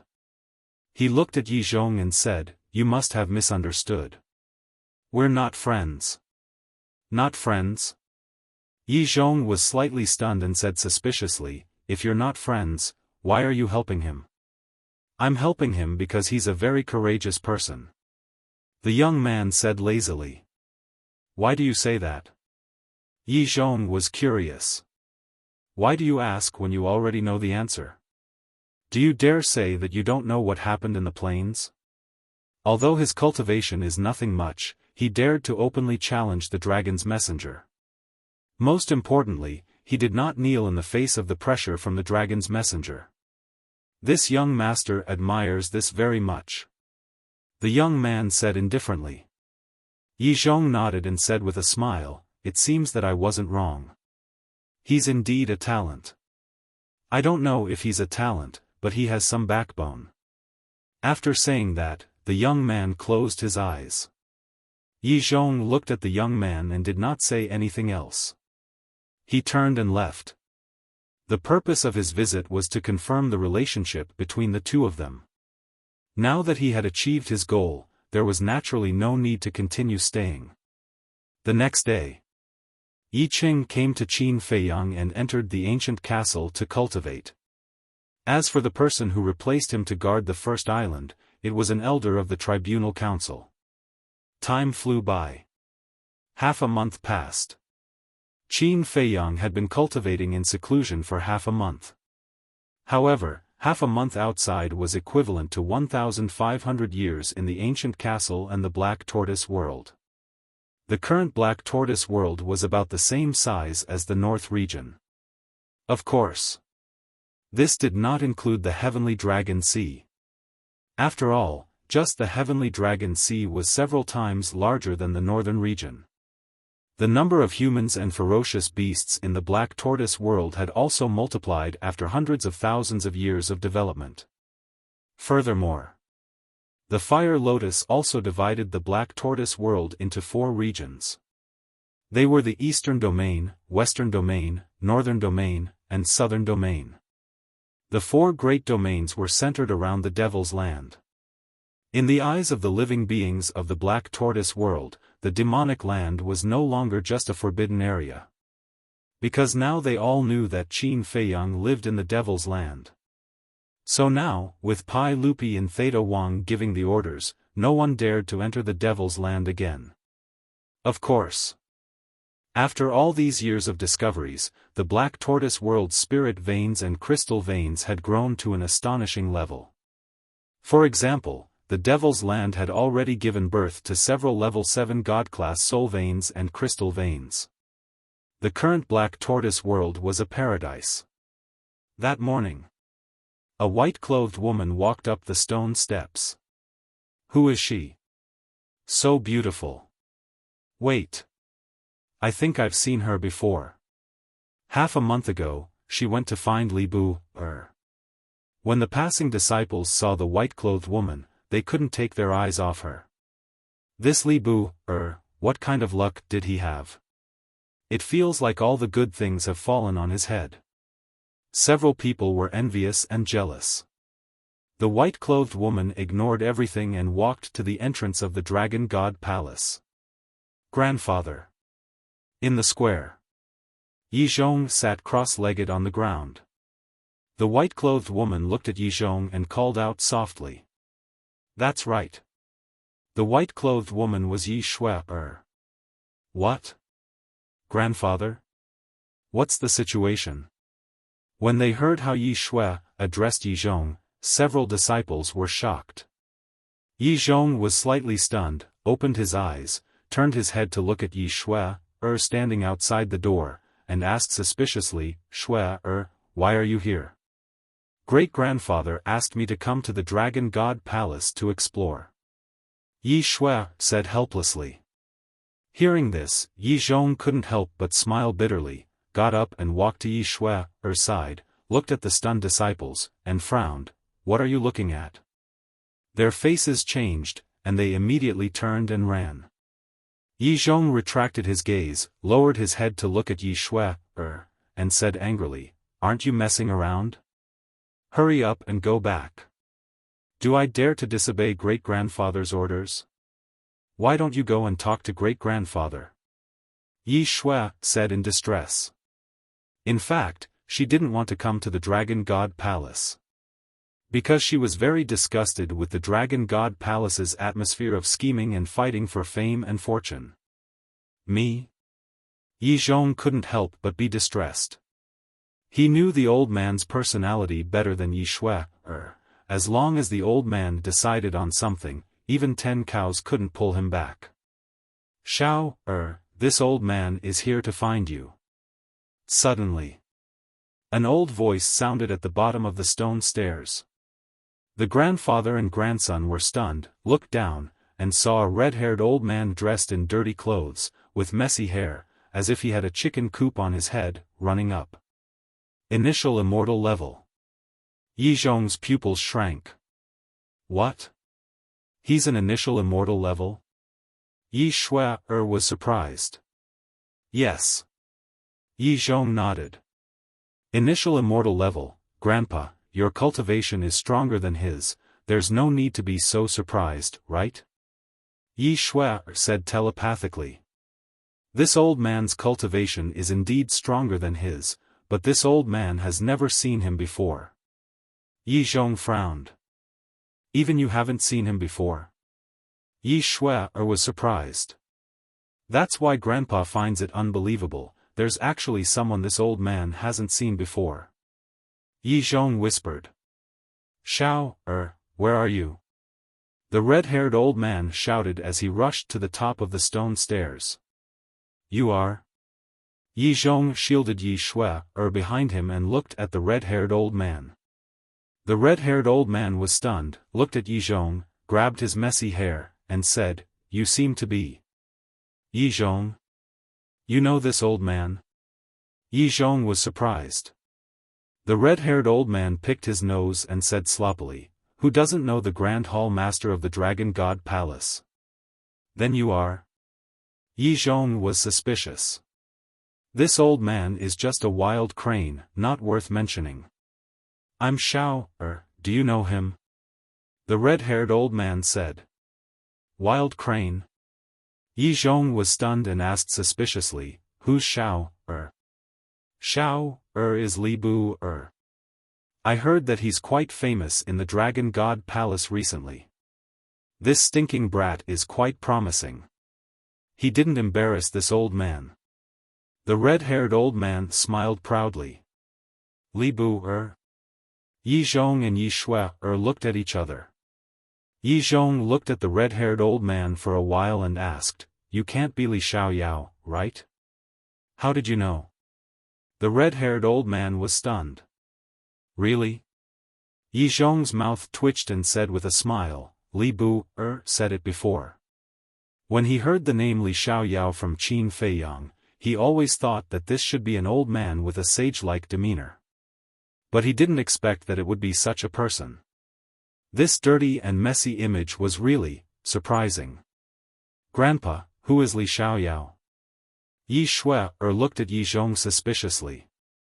At that time, when Yi Zhong asked Qin Feiyang, Yi Shui and the old man in linen were cooking inside, so only Yi Zhong and Yi Cheng knew. Yi Zhong coughed and said with a smile, He's the one who raised Li Bu, Oh, it's you. Hello, Uncle Li. I'm Yi Shui, Li Bu's friend. Yi Shui bowed to the red-haired old man obediently. You're Xiao friend? Tisk, tsk. This kid is finally enlightened. Not bad, not bad. You're a perfect match for my kid. The red-haired old man looked at Yi Shui and commented on her, chuckling. Yi Shui's cheeks turned red immediately, and she hurriedly said, Uncle Li, you've misunderstood. We're just friends. No need to explain, no need to explain. I understand. The red-haired old man's smile was extremely ambiguous. Yi Shui was extremely helpless. Yi Zhong's face was also extremely ugly. He coughed hard and said, Brotherly, it's better not to talk about young people's affairs.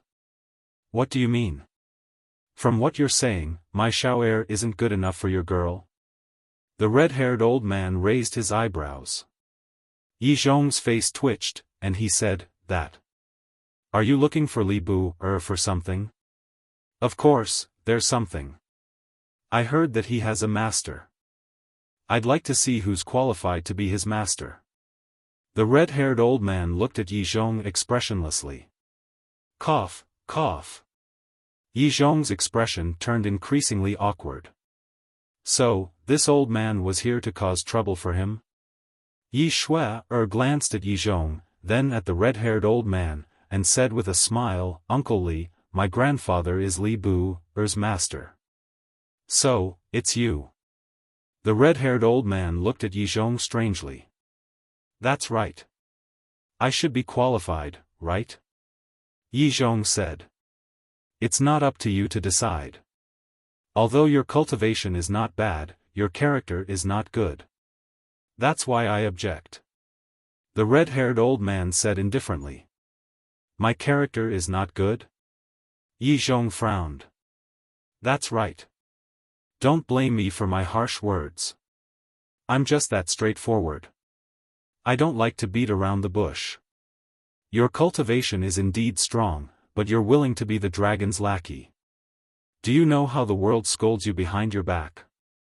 Lackey, lackey, scum of the human race. If Xiao takes you as his master, doesn't that mean he's also the dragon's lackey? I don't want Xiao to bear such a bad name for the rest of his life."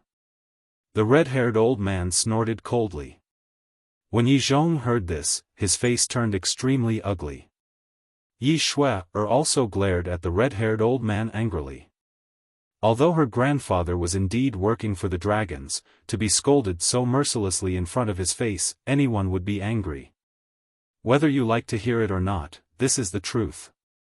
Although I'm an idle person who doesn't like to care about the grudges between humans and dragons, I still want to save my face.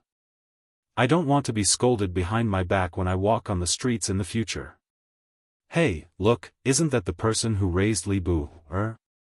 Look, he raised a lackey, forget it. There's no point in telling you. Can I trouble you to call Xiao out? I want to teach him a lesson. What did I tell him before I left? A person must have a backbone and not curry favor with those in power. Have you forgotten it in the blink of an eye? The red-haired old man said angrily, blowing his beard and glaring.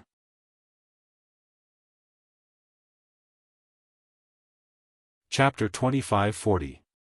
Yi Zhong was so angry that his face turned red. The moment he came, he humiliated him, not giving him any face at all. "Uncle Li, you're Li Bu-er's relative. We respect you, but please respect us too." Yi Shui looked at the red-haired old man and said. "Girl, I think you still don't understand one thing. You have to be self-disciplined and have a clear conscience to gain the respect of others." The red-haired old man said indifferently. Yi Shui was speechless. Even though this person looked rude and unreasonable, every word that he said seemed to make sense if one thought about it carefully. "So, you came to the Dragon God Palace today to find trouble with me?" Yi Zhong said. "I wouldn't dare. You're a major Undying Realm expert. I'm a beginner imperishable, but in front of you, I'm like an ant." The red-haired old man said. "Don't be so sarcastic. Do you know that I took Li Bu-er as my disciple to save him?" Yi Zhong said in a deep voice. "Save him?" The red-haired old man frowned. "It seems that you didn't inquire about the details.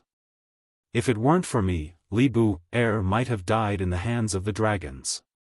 Tell me the truth. I don't have a good impression of Li Bu-er, but I can't help it. He's my benefactor, Yi Zhong's benefactor." Yi Zhong said.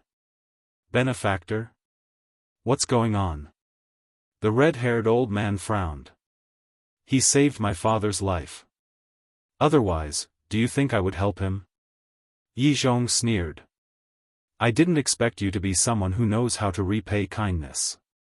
The red-haired old man was stunned. "Have you had enough? Don't push your luck." Yi Zhong said angrily.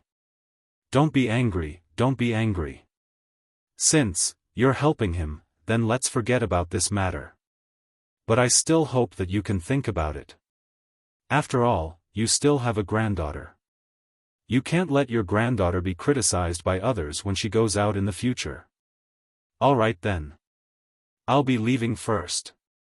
Help me tell the waiter that no matter what he does, he has to live up to his conscience." After the red-haired old man finished speaking, he turned around and waved his hand, leaving without looking back.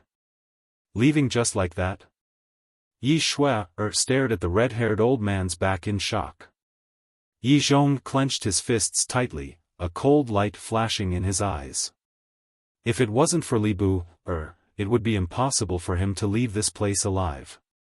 After the red-haired old man left, he flew to the top of a mountain and looked around. Suddenly, he chuckled and took out a facial restoration pill and popped it into his mouth. Very soon, a familiar face appeared. Who else could it be but Hua Yi? Actually, as early as half a month ago, Qin Feiyang had Hua Yi come out on the way back to the Dragon God Palace. His purpose was to put on this show in front of Yi Zhong, and at the same time, to interrogate Yi Zhong's conscience. Where should we go next? How about looking for the five-clawed golden dragon? Let's do that. It's a good time to meet those three young lords. Hua Yi smirked, opened an altar and left. Above the stone stairs, Yi Shui retracted her gaze and looked at the angry Yi Zhong, whispering, "Grandpa, don't be angry. I did all this to save Li Bu, but he humiliated me without any explanation. How can I not be angry?" Yi Zhong shouted. "He's also concerned about Li Bu, Yi Shui laughed. "You can insult others just because you care about them?" Yi Zhong was very angry. Who did he offend? Yi Shui shook her head and smiled bitterly. This Li Xiaoyao was really difficult to get along with. Yi Zhong suddenly looked at Yi Shui and said, "Shui, do you also think that it's a shame for Grandpa to work for the dragons?" "Grandpa, what are you thinking about? I've never thought of it that way," Yi Shui hurriedly said. "Really?" Yi Zhong looked at her and asked. "Really? I know that Grandpa must have his own reasons for doing this. So no matter what, I'll support you silently behind your back." Yi Shui smiled. "Thank you." Yi Zhong rubbed Yi Shui's head and smiled happily. Yi Shui giggled and asked, "Then what about me entering the Dragon God Palace? Who dares to go against the old master's decision?" Yi Zhong sighed helplessly, took out the milky white token, and handed it to Yi Shui. "You know how important this token is, take good care of it." "You've given me the token, what about you?" Yi Shui was stunned and asked. "I'll ask for another one from the revered dragon. Coincidentally, I have something to do and need to make a trip to the Divine Dragon Island. You go in first. As for Li Bu, it's better for you to keep a distance from him, lest others misunderstand." After Yi Zhong finished speaking, he rushed down the stone stairs. "Misunderstand?" Yi Shui was stunned and shook her head with a bitter smile. "That's right. Wasn't she already misunderstood? I didn't expect her to be the Grand Hall Master's granddaughter. What a surprise. No wonder she went to find Li Bu, Li Bu, is the Grand Hall Master's disciple, so she and Li Bu, can be considered family. I'm still a little envious. As the saying goes, the pavilion closest to the water enjoys the moonlight first. If this Li Bu were to win her heart, he would truly have a meteoric rise." When Yi Shui entered the first island, she immediately caused a commotion.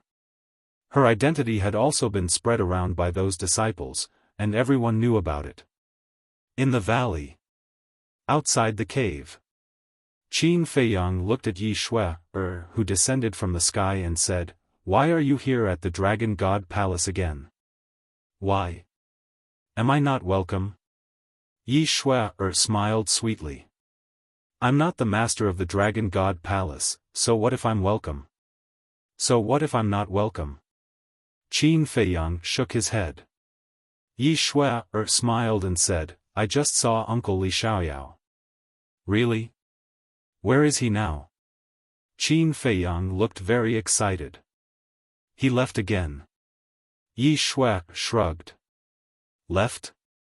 Qin Feiyang's expression froze, and he said angrily, "That bastard old man, he didn't even come to see me." Bastard old man? Yi Shui was stunned and said speechlessly, "Is it appropriate for you to say that?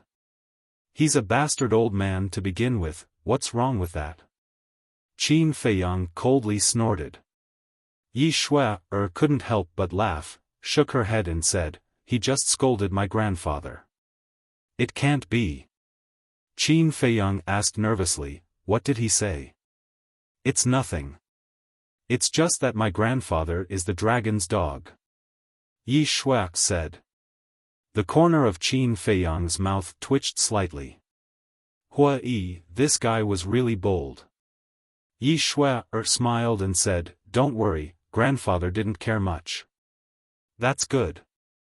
Qin Feiyang breathed a sigh of relief and said, "Then where is master now?"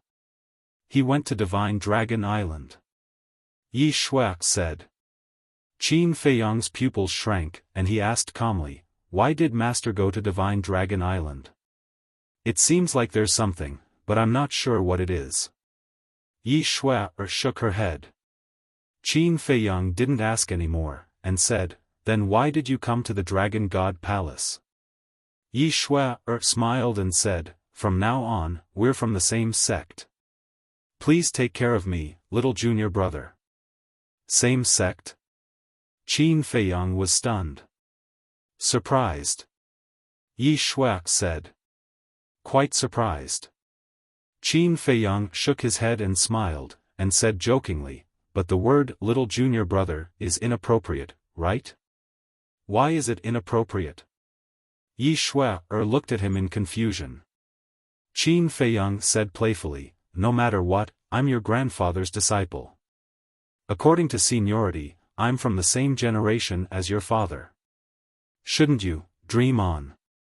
Without waiting for Qin Feiyang to finish, Yi Shui glared at him fiercely. Then, she scanned the valley and said, "From now on, let's be neighbors." "What?" Qin Feiyang was shocked. "Neighbors?" Did that mean that Yi Shui also wanted to place her cave abode in this valley? How could that be? With all his secrets, it would be too dangerous if he stayed with Yi Shui all the time. "Why? I'm such a beautiful woman, and you don't welcome me?" Yi Shui frowned. Qin Feiyang's mouth twitched, and he said speechlessly, "This is the first time I've heard someone praise themselves as a beautiful woman." "Then can you deny it?"